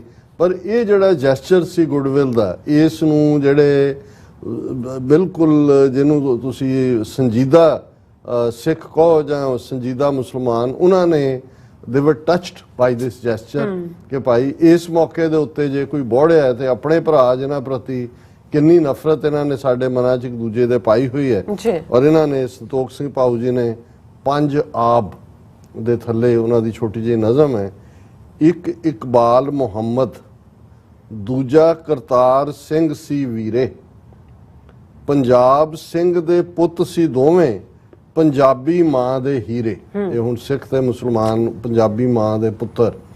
ਇੱਕ ਇਕਬਾਲ ਮੁਹੰਮਦ, ਦੂਜਾ ਕਰਤਾਰ ਸਿੰਘ ਸੀ ਵੀਰੇ, ਪੰਜਾਬ ਸਿੰਘ ਦੇ ਪੁੱਤ ਸੀ ਦੋਵੇਂ, ਪੰਜਾਬੀ ਮਾਂ ਦੇ ਹੀਰੇ, ਰਾਮੂ ਆ ਕੇ ਭਾਨੀ ਮਾਰੀ, ਦੋਵੇਂ ਅੱਧ ਚੋ ਚੀਰੇ, 5 ਦਰਿਆ ਤੇ 5 ਨਮਾਜ਼ਾਂ, 5 ਪੀਰ ਨੇ ਸਾਡੇ, 5 ਤਖਤ ਤੇ 5 ਬਾਣੀਆਂ, 5 ਪਿਆਰੇ ਸਾਜੇ। ਇਹ ਹੁਣ ਪੰਜਾਬ ਨੂੰ ਉਹਨਾਂ ਨੇ ਰਾਮੂ ਆ ਕੇ ਭਾਨੀ ਮਾਰੀ, ਜਿਨ੍ਹਾਂ ਨੇ 47 ਚ ਵੀ ਸਾਨੂੰ ਇੱਕ ਦੂਜੇ ਦੇ ਗਲ ਪਵਾਇਆ, ਅੱਜ ਵੀ ਉਸ ਨਫ਼ਰਤ ਨੂੰ ਕਾਇਮ ਰੱਖ ਰਹੇ ਨੇ। ਰਾਮੂ ਆ ਕੇ ਭਾਨੀ ਮਾਰੀ, ਦੋਵੇਂ ਅੱਧ ਚੋ ਚੀਰੇ, 5 ਦਰਿਆ ਤੇ 5 ਨਮਾਜ਼ਾਂ, 5 ਪੀਰ ਨੇ ਸਾਡੇ, 5 ਤਖਤ ਤੇ 5 ਬਾਣੀਆਂ, 5 ਪਿਆਰੇ ਸਾਜੇ, ਕਰਤਾਰ ਸਿੰਘ ਦੇ ਹੜ ਆ ਗਿਆ, ਹੰਝੂ ਭਰ ਲੈ ਵਾਗੇ, ਇਕਬਾਲ ਮੁਹੰਮਦ ਲਾਈ ਤਾਰੀ, ਕਰਤਾਰ ਸਿੰਘ ਅਸੀਂ ਆ ਗਏ, ਅਸੀਂ ਕਦੇ ਨਾ ਡੁੱਬਣ ਦਿਆਂਗੇ, ਤੁਸੀਂ ਵੀਰ ਜੇ ਸਾਡੇ। ਹਾਂ, ਉਹਨਾਂ ਨੇ ਕਿਹਾ ਵੀ ਕਰਤਾਰ ਸਿੰਘ ਦੇ ਹੜ ਆ ਗਿਆ, ਹੰਝੂ ਭਰ ਲੈ ਵਾਗੇ। ਹੁਣ ਵਾਗਾ ਸਰਹੱਦ ਹੈ ਕਿ ਵੀ ਜਿਉਂ ਹੀ ਹੜ ਆਇਆ ਤੇ ਵਾਗੇ ਦੇ ਪਾਰ ਉਹਨਾਂ ਨੇ ਅਥਰੂ ਘੇਰੇ।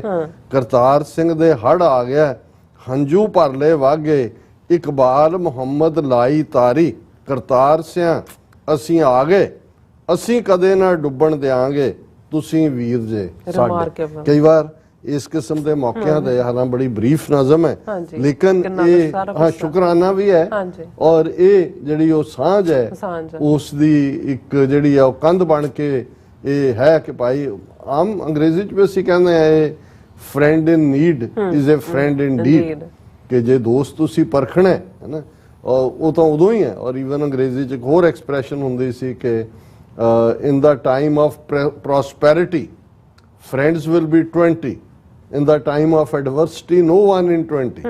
so ਇਹ ਹੈ ਕਿ ਭਈ ਇਹ friend in need is a friend indeed। Pakistan ਆਇਆ ਮਦਦ ਦੇ ਉੱਤੇ, ਔਰ ਮੈਂ ਸਮਝਦਾ ਵੀ ਇਹ ਸ਼ੁਕਰਾਨੇ ਦੇ ਭਾਵ ਨੇ ਜਿਹੜੇ ਹਰ ਸਿੱਖ ਮਹਿਸੂਸ ਕਰ ਸਕਦਾ ਹੈ ਕਿ ਮੁਸੀਬਤ ਦੇ ਵੇਲੇ ਇਹ ਤਾਂ ਇਹ ਕਹਿ ਰਹੇ ਸੀ ਕਿ ਭਾਈ ਦੇਖੋ ਇਹ ਜਿਹੜਾ ਉਹ ਬਹੁਤ ਚੰਗੀ ਫਸਲ ਹੋਏਗੀ ਅਗਲੀ ਵੀ, ਕੋਈ ਨਹੀਂ, ਕੋਈ ਪੈਕੇਜ ਨਹੀਂ, ਔਰ ਕਿਸੇ ਸੈਂਟਰ ਦੇ ਲੀਡਰ ਨੇ ਨਾਂ ਤੱਕ ਨਹੀਂ ਰਿਹਾ ਕਿ ਪੰਜਾਬ ਦੇ ਲੋਕ ਮੁਸੀਬਤ 'ਚ ਨੇ, ਕਿਸ ਚੋਂ ਗੁਜ਼ਰ ਰਹੇ ਨੇ। ਹੁਣ ਦੇਖਣਾ ਇਹ ਹੈ ਕਿ ਵੀ ਇੱਕ ਪਾਸੇ ਤਾਂ ਉਹਨਾਂ ਨੇ ਇਹ ਤਬਾਹੀ ਦਾ ਸਾਰਾ ਸਮਾਨ ਕੀਤਾ ਹੋਇਆ ਇਕੱਠਾ, ਹੁਣ ਜਦੋਂ ਅਸੀਂ ਇਸ ਸਾਰੇ 'ਚ ਕੋਈ ਮਦਦ ਦੀ ਜਾਂ ਕੋਈ ਖਬਰ ਦੀ ਥਾਂ ਤੇ ਖਬਰ ਅਸੀਂ ਦੇਖਦੇ ਹਾਂ, gangster terrorist Nexus case, NIA charge sheets 3 listed Khalistani terrorists, six others. NIA is also investigating links of 16 other absconding and arrested accused associated with Babar Khalsa International and Khalistan Tiger Force. ਹੁਣ ਇਹ ਲੰਬੀ ਚੌੜੀ ਖਬਰ ਦਾ headline ਹੀ ਇਹ ਬਣਾਈ ਆ ਉਹਨਾਂ ਨੇ ਕਿ ਜੀ NIA ਨੇ 9 ਬੰਦਿਆਂ ਨੂੰ ਜਿਹੜਾ ਉਹ ਚਾਰਜ ਕੀਤਾ ਖਾਲਿਸਤਾਨੀਆਂ ਨੂੰ, ਜਿਹੜੇ ਬੱਬਰ ਖਾਲਸਾ ਤੇ ਖਾਲਿਸਤਾਨ ਟਾਈਗਰ ਫੋਰਸ ਦੇ ਨੇ, ਔਰ ਇਹਨਾਂ ਨੂੰ ਲਿਸਟਡ ਟੈਰਰਿਸਟ ਹਰਵਿੰਦਰ ਸਿੰਘ ਸੰਧੂ, ਕੋਈ ਰਿੰਡਾ, ਕੋਈ ਡਾਲਾ, ਕੋਈ ਇਸ ਕਿਸਮ ਦੇ ਇਹਨਾਂ ਦੇ ਹੀ ਫਰਜ਼ੀ ਨਾਂ ਇਹਨਾਂ ਨੇ ਦਿੱਤੇ ਹੋਏ ਨੇ। ਔਰ ਉਹਨਾਂ ਨੂੰ ਫਿਰ ਪਹਿਲਾਂ ਡਰੱਗਸ ਨਾਲ ਜੋੜਿਆ, ਫਿਰ ਪੰਜਾਬ 'ਚ ਭਗੌੜਾ ਦਿਖਾਇਆ, ਫਿਰ through this complex network of operatives based abroad they have been recruiting, motivating, ਫਿਰ ਉਹਨਾਂ ਨੂੰ ISI ਨਾਲ ਜੋੜਿਆ ਪਾਕਿਸਤਾਨ ਨਾਲ, ਔਰ ਉਹਨਾਂ ਨੇ ਕਿਹਾ ਕਿ ਜੀ ਇਹ ਜਿਹੜੇ ਨੇ the funds were being routed to India based associates through both informal channels as well as formal channels with layering and fund provisioning। ਉਹ ਸਾਰੇ ਦੇ ਨਾਲ ਨਾਲ ਹੋਰ ਵੀ ਜਿਹੜਾ ਉਹਨਾਂ ਨੇ ਲੰਬੀ ਚੌੜੀ ਕਹਾਣੀ ਜਿਵੇਂ ਬਣਾਈ ਹੁੰਦੀ ਹੈ 3 ਸਫ਼ੇ ਦੀ, ਔਰ ਉਹਦੇ 'ਚ ਈਵਨ ਜਿਹੜਾ ਅਰਸ਼ਦੀਪ ਸਿੰਘ ਡੱਲਾ ਉਹਨੂੰ ਫਿਰ ਹਰਦੀਪ ਸਿੰਘ ਨਿੱਜਰ ਜਿਸ ਦਾ ਪੋਲੀਟੀਕਲ ਮਰਡਰ ਇਹਨਾਂ ਨੇ ਸਰੀ 'ਚ ਕੀਤਾ, ਉਹਦੇ 'ਚ ਉਹਨਾਂ ਨੇ ਕਿਹਾ ਕਿ ਜੀ ਇਹ ਜਿਹੜਾ ਅਰਸ਼ਦੀਪ ਸਿੰਘ ਡੱਲਾ ਜਿਹਨੂੰ ਹੁਣ ਇਹਨਾਂ ਨੇ ਚਾਰਜ ਕੀਤਾ ਕਿ ਜੀ ਇਹ ਹਰਦੀਪ ਸਿੰਘ ਨਿੱਜਰ ਦੇ ਸੰਪਰਕ 'ਚ ਆਇਆ, ਔਰ ਉਹਨਾਂ ਨੇ ਫਿਰ ਜਿਹੜਾ ਡਿਊ ਨੇ ਰਿਕਰੂਟਮੈਂਟ ਕੀਤੀ ਯੂਥ ਦੀ, ਟੈਰਰ ਗੈਂਗਸ ਬਣਾਈਆਂ, ਔਰ ਫੰਡਿੰਗ ਜਿਹੜੀ ਆ ਉਹ ਟਾਰਗੇਟਡ ਕਿਲਿੰਗ ਬਿਜ਼ਨਸਮੈਨਾਂ ਦੀ। ਯਾਨੀ ਕਿ ਹੁਣ ਕਿਉਂਕਿ ਦੇ ਹੈਵ ਬਿਨ ਕਾਟ ਰੈਡ ਹੈਂਡਡ ਹਰਦੀਪ ਸਿੰਘ ਨਿੱਜਰ ਦੇ ਮਾਮਲੇ 'ਚ ਤਾਂ ਤੁਸੀਂ ਦੇਖੋਗੇ ਕਿ ਕਿਸੇ ਨੂੰ ਵੀ ਕੋਈ ਭੁਲੇਖਾ ਨਹੀਂ ਹੈ। ਹੁਣ ਉਹਨੂੰ ਅਗੇਨ ਇਹ ਇੱਕ ਨਵਿਆਂ ਨੂੰ ਜਿਨ੍ਹਾਂ ਨੇ ਨਾਂ ਦੇ ਕੇ ਔਰ ਦੂਸਰਾ ਇਹ ਸਾਰਾ ਮਾਡਲ ਕ੍ਰੀਏਟ ਕੀਤਾ ਕਿ ਜੀ ਇਹ ਟੈਰਰਿਸਟ ਮਾਡਲ, ਇਹ ਡਰੱਗ ਮਾਫੀਆ ਹੈ, ਇਹ ਖਾਲਿਸਤਾਨ ਨਾਲ ਜੁੜੇ ਹੋਏ ਨੇ, ਖਾਲਿਸਤਾਨ ਔਰ ਡਰੱਗਸ ਟੁਗੈਦਰ ਨੇ, ਖਾਲਿਸਤਾਨ ਡਰੱਗਸ ਔਰ ISI ਟੁਗੈਦਰ ਹੈ, ਔਰ ਇਸ ਸਾਰੇ 'ਚੋਂ ਤੁਸੀਂ ਨਾਲ ਦੀ ਨਾਲ ਉਹਨਾਂ ਸਾਰਿਆਂ ਨੂੰ ਕੌਮ ਨੂੰ ਵੀ ਬਦਨਾਮ ਕਰੀ ਜਾਓ। ਔਰ ਇਸ ਦੇ ਉੱਤੇ ਹੀ ਸਾਡੇ ਵੀਰ ਭਾਈ ਸਵਿੰਦਰ ਸਿੰਘ ਥਾਂਦੀ ਜਿਨ੍ਹਾਂ ਨੇ ਸਾਨੂੰ ਲਿਖਤਾਂ ਲਿਖੀਆਂ, ਅਸੀਂ ਸ਼ੇਅਰ ਵੀ ਕੀਤੀਆਂ ਸੀ ਫਰਾਈਡੇ, ਔਰ ਇੱਕ ਲਿਖਤ 'ਚ ਉਹਨਾਂ ਨੇ ਇੱਕ ਮਾਡਲ ਦੀ ਗੱਲ ਕੀਤੀ ਸੀ, ਔਰ ਮੈਂ ਉਦੋਂ ਕਿਉਂਕਿ ਉਸ ਸਬਜੈਕਟ ਨਾਲ ਰੈਲੇਵੈਂਟ ਨਹੀਂ ਸੀ, ਪਰ ਜਦੋਂ ਮੈਂ ਅੱਜ ਦੇਖ ਰਿਹਾ ਸੀ ਮੈਂ ਕਿਹਾ ਵੀ ਇੱਕ ਪਾਸੇ ਪੰਜਾਬ ਹੜਿਆ ਹੋਇਆ ਹੈ, ਚੀਫ ਮਿਨਿਸਟਰ ਉਹਨਾਂ ਦਾ ਕਹਿ ਰਿਹਾ ਕਿ ਜੀ 1000 ਕਰੋੜ ਦਾ ਨੁਕਸਾਨ ਹੋਇਆ, ਮਦਦ ਲਈ ਕੋਈ ਨਹੀਂ ਬੋੜਿਆ, ਤੇ NIA ਦੇ ਕੋਲ ਹੁਣ ਟਾਈਮ ਹੈ ਜੀ ਅਸੀਂ ਇੰਨੇ 13 ਚਾਰਜ ਕਰਤੇ, ਇੱਕ ਕੈਨੇਡਾ 'ਚ ਬੈਠਾ ਹੈ, ਇੱਕ ਅਮਰੀਕਾ 'ਚ ਬੈਠਾ ਹੈ, ਪਾਕਿਸਤਾਨ 'ਚ ਬੈਠੇ ਨੇ ਇਹ ਉਹ। ਔਰ ਉਹਦੇ 'ਚ ਵੀ ਥਾਂਦੀ ਜੀ ਨੇ ਕਿਹਾ ਸੀ ਕਿ ਵੀ ਇਹ ਜਿਹੜਾ governance of Aam Aadmi Party in Punjab is highly shambolic, shame ਵਾਲੀ ਹੈ। The response to flood hit area is so slow that people have had to take matters in their own hands। और फिर उन्होंने क्या कि भाई ये देखो कि भाई जेड़े ਇਹਦੇ 'ਚ ਉਹਨਾਂ ਨੇ ਪਰਮਿੰਦਰ ਸਿੰਘ ਝੋਟਿਆਂ ਨੂੰ ਜਿਹਨੇ ਮਾਨਸਾ ਦੇ ਵਿੱਚ ਆਵਾਜ਼ ਚੁੱਕੀ, ਕਿਵੇਂ ਉਸ ਨੂੰ ਹੀ ਡਰੱਗਸ ਦੇ ਵਿੱਚ ਡਰੱਗ ਟੇਕਰ ਔਰ ਮੋਰਲ ਟਰਪੀਚੂਡ ਦੇ ਥੱਲੇ ਬੁੱਕ ਕਰ ਲਿਆ, ਉਹਦਾ ਜ਼ਿਕਰ ਕੀਤਾ। ਔਰ ਉਹਦੇ 'ਚ ਉਹਨਾਂ ਨੇ ਗੱਲ ਕਹੀ, summarising these events, it's inevitable now that center and state governments do not want Punjab to get rid of drugs। ਵੀ ਉਹਨਾਂ ਨੇ ਇੱਕ ਪਾਸੇ ਤਾਂ ਉਹ ਭਾਈ ਅੰਮ੍ਰਿਤਪਾਲ ਸਿੰਘ ਨਾਲ ਕੀ ਕੀਤਾ, ਉਹਨਾਂ ਨੂੰ 2900 ਕਿਲੋਮੀਟਰ ਦੂਰ ਪਹੁੰਚਾ ਦਿੱਤਾ। ਹੁਣ ਕੋਈ ਪਰਮਿੰਦਰ ਸਿੰਘ ਝੋਟਾ ਅੰਮ੍ਰਿਤਪਾਲ ਸਿੰਘ ਨਹੀਂ ਹੈ, ਉਹ ਇੱਕ ਖੁਦ ਡਰੱਗ ਯੂਜ਼ਰ ਜਿਹੜਾ ਉਹਨੂੰ ਲੱਗਾ ਵੀ ਇਹ ਮੇਰੇ ਲੋਕਾਂ ਦੀ ਤਬਾਹੀ ਹੈ, ਉਹਨੂੰ ਵੀ ਉਸੇ ਖਾਤੇ 'ਚ ਪਾ ਦੇਣਾ। ਫਿਰ ਜਿਹੜੀ ਦੇਖਣ ਵਾਲੀ ਇਹ ਸਾਰੇ 'ਚੋਂ ਅਸੀਂ ਦੇਖਦੇ ਹਾਂ ਕਿ Aam Aadmi Party and BJP are following the Sri Lanka model for freebies and Mexico model for drugs। Both these models will ensure that the next generations of Punjab do not think anything further than one square meal a day or drugs। Indian state has ensured that Punjab doesn't stand up to fight for its rights, and this will affect diaspora Sikhs in coming years too। This is a deliberate attempt to tarnish Sikhs and Sikhism globally and should be lobbied to give a voice to the voiceless। ਜੀ ਹੁਣ ਤੁਸੀਂ ਦੇਖੋਗੇ ਕਿ ਵੀ ਕਾਂਗਰਸ ਦੀ ਹਕੂਮਤ ਸੀ ਜਾਂ ਬਾਦਲ ਦੀ ਸੀ, Aam Aadmi free ਬੀਸ ਕਿ ਜੀ ਅਸੀਂ ਇੱਕ ਪਾਸੇ, ਔਰ ਈਵਨ ਕੱਲਾ ਹੀ ਨਹੀਂ ਹੈ ਵੀ ਫ੍ਰੀ ਬੀ ਮਾਡਲ ਦਾ ਇੱਕ ਪਾਰਟੀ ਇਸਤੇਮਾਲ ਕਰਦੀ ਹੈ ਕਿ ਪੰਜਾਬ 'ਚ ਇੱਕ ਤਬਕੇ ਨੂੰ ਤੁਸੀਂ ਖਾਣ ਦੇ ਲਈ ਕਣਕ ਚੌਲ, ਭਗਵੰਤ ਮਾਨ ਨੇ ਤਾਂ ਕਿਹਾ ਸੀ ਨਹੀਂ ਉਹਨਾਂ ਨੂੰ ਆ ਕੇ ਲਾਈਨ 'ਚ ਖਲੋਣ ਦੀ ਲੋੜ ਨਹੀਂ, ਅਸੀਂ ਉਹਨਾਂ ਦੇ ਘਰੇ ਡਿਲੀਵਰ ਕਰਾਂਗੇ ਕਿ ਵੀ ਤੁਸੀਂ ਉਹਨਾਂ ਨੂੰ ਨਿਕੰਮੇ ਬਣਾ ਕੇ ਰੱਖੋ, ਉਹਨਾਂ ਕੁ ਦਿਓ ਜਿੰਨੇ ਕੁ ਨਾਲ ਜਿਉਂਦੇ ਰਹਿਣ। ਤੇ ਜਿਹੜੇ ਇਨਫਲੂਐਂਸ਼ੀਅਲ ਨੇ ਥੋੜੇ ਬਹੁਤ, ਜਾਂ ਜਿਹੜੇ ਖਾਂਦੇ ਪੀਂਦੇ ਘਰਾਂ ਦੇ, ਖਾਸ ਤੌਰ ਤੇ ਜ਼ਿਮੀਂਦਾਰ ਪਰਿਵਾਰਾਂ ਦੇ ਨੇ ਜਾਂ ਦੂਜੇ ਨੇ, ਉਹਨਾਂ ਨੂੰ ਤੁਸੀਂ ਡਰੱਗਸ ਦੇ ਵਿੱਚ ਲੈ ਆਓ, ਖੁੱਲ੍ਹੇਆਮ ਡਰੱਗ ਵੇਚੋ, ਪੁਲਿਸ ਨੂੰ ਯੂਜ਼ ਕਰੋ, ਬਿਊਰੋਕਰੇਸੀ ਨੂੰ ਕਰੋ। 60,000 ਕਰੋੜ ਦਾ ਡਰੱਗ ਵਪਾਰ ਪੰਜਾਬ ਦੇ ਵਿੱਚ, ਇਹਨਾਂ ਦੀਆਂ ਫਿਗਰਸ ਨੇ। ਉਹਨਾਂ ਨੂੰ ਇੱਕ ਪਾਸੇ ਲੁੱਟੋ, ਉਹ ਆਪਣੀਆਂ ਜ਼ਮੀਨਾਂ ਵੀ ਵੇਚ ਰਹੇ ਨੇ, ਪੇਰੈਂਟਸ ਜਿਹੜੇ ਨੇ ਉਹ ਅੱਕ ਕੇ ਜਿਹੜੇ ਨੇ ਉਹ ਬਾਹਰ ਭੇਜਣ ਦੀ ਲਾਈਨ ਦੇ ਉੱਤੇ ਮਾਸ ਮਾਈਗ੍ਰੇਸ਼ਨ ਚੱਲ ਰਹੀ ਹੈ। ਔਰ ਨਾਲ ਦੀ ਨਾਲ ਫਿਰ ਕਿਉਂਕਿ ਮਨੀ ਇਨਵੋਲਵ ਹੈ, ਜਿਹੜੇ ਥੋੜੇ ਬਹੁਤ ਗੈਰਤਮੰਦ ਜਾਂ ਅਣਖੀ ਨੇ ਉਹਨਾਂ ਨੂੰ ਇਧਰ ਤੋਰ ਲਓ, ਗੈਂਗ ਵਾਰਫੇਅਰ ਚ ਕਰ ਲਓ। ਉਹ ਮੈਕਸੀਕੋ ਡਰੱਗ ਮਾਡਲ ਹੈ। ਹੁਣ ਜਿਹੜਾ ਸ੍ਰੀਲੰਕਾ ਦੇ ਵਿੱਚ ਫ੍ਰੀ ਬੀ ਮਾਡਲ ਸੀ, ਉਹਨੇ ਕਿੰਨਾ ਬੇੜਾ ਗਰਕ ਕੀਤਾ ਸ੍ਰੀਲੰਕਾ ਦਾ, ਐਜ਼ ਏ ਡਿਫਾਲਟਰ ਕੰਟਰੀ ਬਣਾ ਦਿੱਤਾ।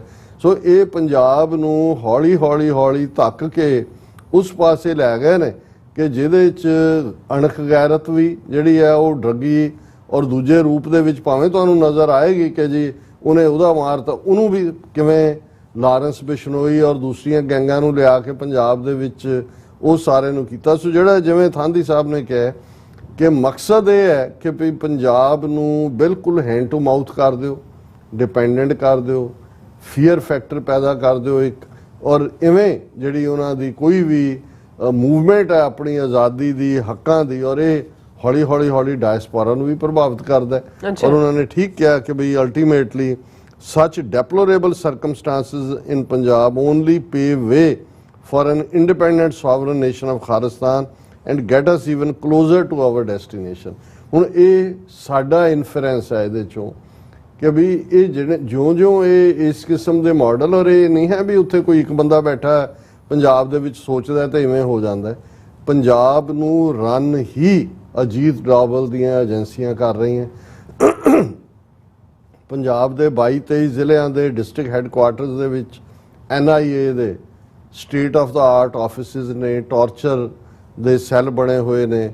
ਪੰਜਾਬ ਨੂੰ ਤਾਂ ਜੋ ਕਨਸਟੀਟਿਊਸ਼ਨ 'ਚ ਲਾਅ ਐਂਡ ਆਰਡਰ ਸਟੇਟ ਨੂੰ ਦਿੱਤਾ ਸੀ ਉਹਦੇ ਤਾਂ ਕਿਸੇ ਨੂੰ ਪਰਵਾਹ ਹੀ ਨਹੀਂ ਹੈ, ਉਹ ਖੁਦ ਹੀ ਗਵਰਨ ਕਰ ਰਹੇ ਨੇ।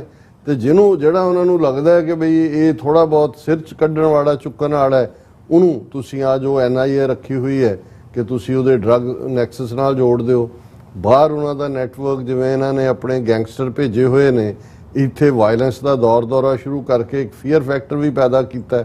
ਔਰ ਨਾਲ ਦੀ ਨਾਲ ਇੱਕ ਇਹ ਵੀ ਨੈਰੇਟਿਵ ਬਾਹਰਲੀਆਂ ਹਕੂਮਤਾਂ ਤੇ, ਦੇਖੋ ਜੀ ਇਹ ਤਾਂ ਤੁਸੀਂ ਜੇ ਇਹਨਾਂ ਨੂੰ ਨਾ ਡੱਕਿਆ, ਇਹ ਤਾਂ ਤੁਹਾਡੇ ਜਿਹੜਾ ਸਹਿਣ 'ਚ ਆ ਕੇ ਵਾਇਲੈਂਸ ਕਰਨਗੇ। ਸੋ ਇਸ ਸਾਰੇ ਦੇ ਚੱਲਦੇ ਆ ਮੈਂ ਇਹ ਬਾਰ-ਬਾਰ ਜਦੋਂ ਅਸੀਂ ਟੌਪਿਕ ਕਿਤੋਂ ਤੁਸੀਂ ਸ਼ੁਰੂ ਕਰ ਲਓ, ਗੱਲ ਆ ਕੇ ਉੱਥੇ ਹੀ ਮੁੱਕਦੀ ਹੈ ਕਿ ਉਹਨਾਂ ਨੇ ਛੋਟਾ ਜਿਹਾ ਪੰਜਾਬ ਹੈ 50,300 ਸਕੁਅਰ ਕਿਲੋਮੀਟਰ ਦਾ, ਉਸ ਨੂੰ ਕਿਵੇਂ ਤਬਾਹ ਬਰਬਾਦ, ਪਾਣੀਆਂ ਦੀ ਲੁੱਟ, ਹਵਾ ਦਾ ਗੰਦਲਾਪਨ, ਹੁਣ ਫਲੱਡ ਦੇ ਨਾਲ ਤੁਸੀਂ ਜਿਹੜਾ ਉਹ ਉਹਨਾਂ ਦੀ ਤਬਾਹੀ ਦੇਖ ਰਹੇ ਹੋ ਔਰ ਉਹਨੂੰ ਰੀਜੋਇਸ ਕਰ ਰਹੇ ਹੋ। ਔਰ ਇਹਦੇ ਬਾਵਜੂਦ ਜੇ ਕੋਈ ਮਦਦ ਕਰਦਾ ਹੈ ਬਾਹਰਲੇ ਡਾਇਸਪੋਰਾ ਸਿੱਖ, ਉਹਨਾਂ ਨੂੰ ਇੰਨਾ ਕੁ ਬਦਨਾਮ ਕਰ ਦਿਓ ਕਿ ਉਹ ਜੇ ਜੈਨੂਇਨਲੀ ਵੀ ਆਪਣੇ ਰਿਸ਼ਤੇਦਾਰਾਂ ਜਾਂ ਗਰੀਬਾਂ ਦੀ ਮਦਦ ਕਰਨ, ਉਹਨੂੰ ਵੀ ਉਹਦੇ ਨਾਲ ਜੋੜ ਦਿਓ ਕਿ ਜੀ ਇਹ ਅਦਰ ਚੈਨਲ, ਜਦੋਂ ਹੁਣ NIA ਦੀ ਸਟੋਰੀ 'ਚ ਹੁੰਦਾ ਹੈ ਕਿ ਦੇ ਆਰ ਯੂਜ਼ਿੰਗ ਅਨਕਨਵੈਨਸ਼ਨਲ ਚੈਨਲ।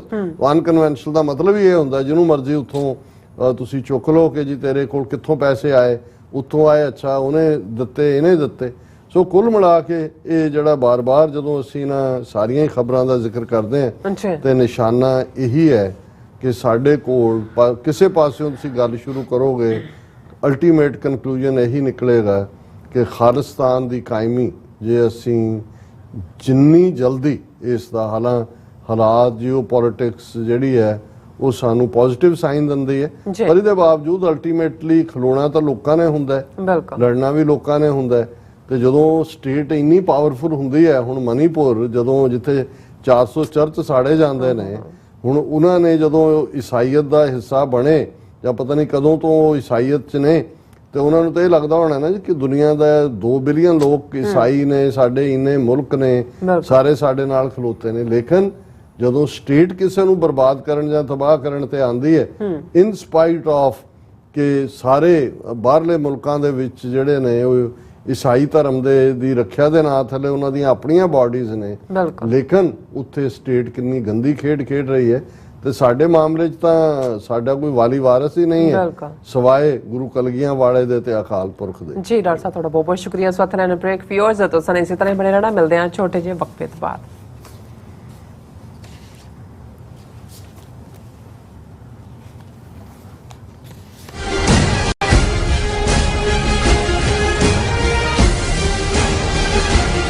ਕੀ ਤੁਸੀਂ ਆਪਣੇ ਟੈਕਸਿਸ ਨੂੰ ਲੈ ਕੇ ਚਿੰਤਤ ਹੋ? ਤੁਸੀਂ ਆਪਣੀ ਕਮਾਈ ਲਈ ਮਿਹਨਤ ਕਰਦੇ ਹੋ, ਭਾਵੇਂ ਤੁਸੀਂ ਨੌਕਰੀ ਵਿੱਚ ਹੋਵੋ ਜਾਂ ਆਪਣਾ ਬਿਜ਼ਨਸ ਚਲਾਉਂਦੇ ਹੋ।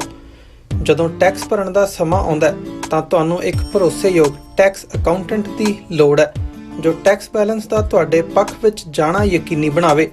ਸਿਆਟਲ ਦੀ ਜਾਣੀ ਪਹਿਚਾਣੀ company Accurate Accountants and Taxes ਤੁਹਾਡੀ ਸੇਵਾ ਵਿੱਚ ਹਾਜ਼ਰ ਹੈ। ਅਸੀਂ ਹਰ ਤਰ੍ਹਾਂ ਦੇ ਟੈਕਸ ਭਰਨ ਵਿੱਚ ਤੁਹਾਡੀ ਮਦਦ ਕਰਾਂਗੇ।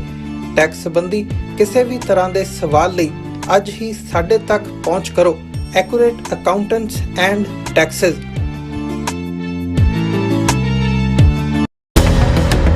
ਜੋ ਵਾਪਰਦਾ ਹੈ ਉਹ ਦਿਸਦਾ ਹੈ, ਉਸ ਦੇ ਪਿੱਛੇ ਬੜਾ ਕੁਝ ਅਣਦਿਸਿਆ ਰਹਿੰਦਾ ਹੈ। ਉਸ ਸੱਚ ਨੂੰ ਉਜਾਗਰ ਕਰਨ ਲਈ ਮੈਂ ਸੁਖਵਿੰਦਰ ਸਿੰਘ ਆ ਰਿਹਾ ਖਾਸ ਪ੍ਰੋਗਰਾਮ ਦਾ ਫਾਲਟ ਲਾਈਨਸ ਲੈ ਕੇ TV 84 ਤੇ ਸੋਮਵਾਰ ਤੋਂ ਸ਼ੁੱਕਰਵਾਰ ਰਾਤ 9:30 ਵਜੇ।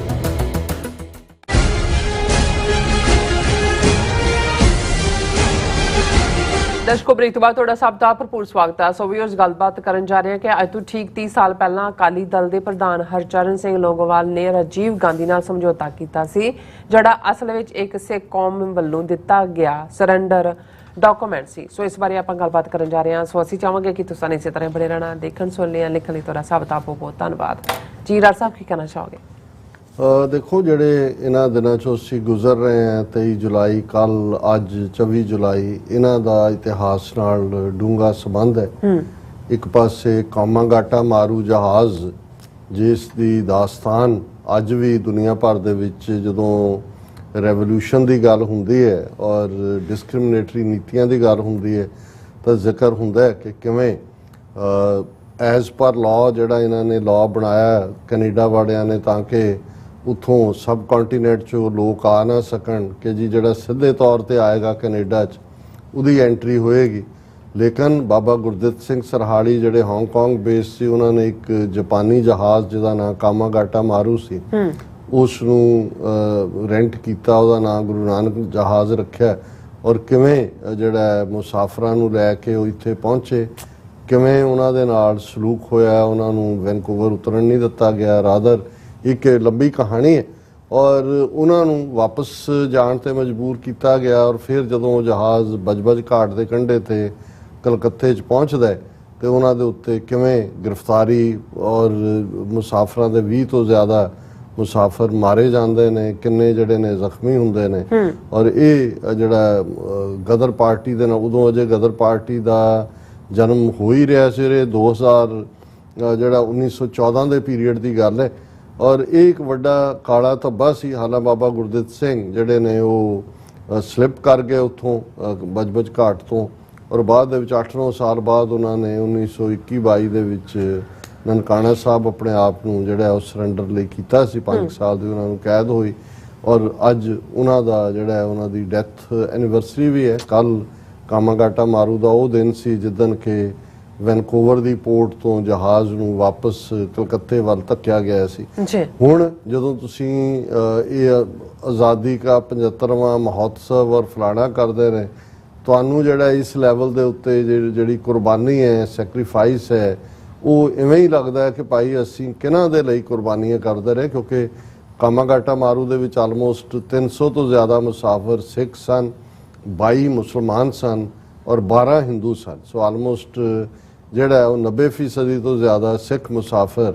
ਔਰ ਉਹਨਾਂ ਦੇ ਨਾਲ ਕੀ ਬੀਤੀ, ਕਿਵੇਂ ਉਹਨਾਂ ਨੇ ਉਸੇ 'ਚੋਂ ਹੀ ਜਦੋਂ ਅਸੀਂ ਗਦਰ ਪਾਰਟੀ ਦਾ ਦੇਖਦੇ ਹਾਂ ਕਿ ਜਦੋਂ ਤੱਕ ਫਿਰ ਜਲਵਾਗਰ ਹੁੰਦਾ ਹੈ ਤੇ ਕਾਮਾਗਾਟਾ ਮਾਰੂ ਵਾਕਿਆ ਇੱਕ ਬਹੁਤ ਵੱਡੀ ਮੋਟੀਵੇਸ਼ਨ ਸੀ। ਉਸ ਤੋਂ ਬਾਅਦ ਹੀ ਜਿਹੜਾ ਇਹਨਾਂ ਨੇ ਰੌਲਟ ਐਕਟ ਲਿਆਂਦਾ, ਫਿਰ ਪੰਜਾਬ ਦੀ ਆਵਾਜ਼ ਨੂੰ ਦੱਬਣ ਦੇ ਲਈ ਜਲਿਆਂਵਾਲੇ ਬਾਗ ਦਾ ਸਾਕਾ ਕਰਵਾਇਆ ਗਿਆ 1919 ਚ।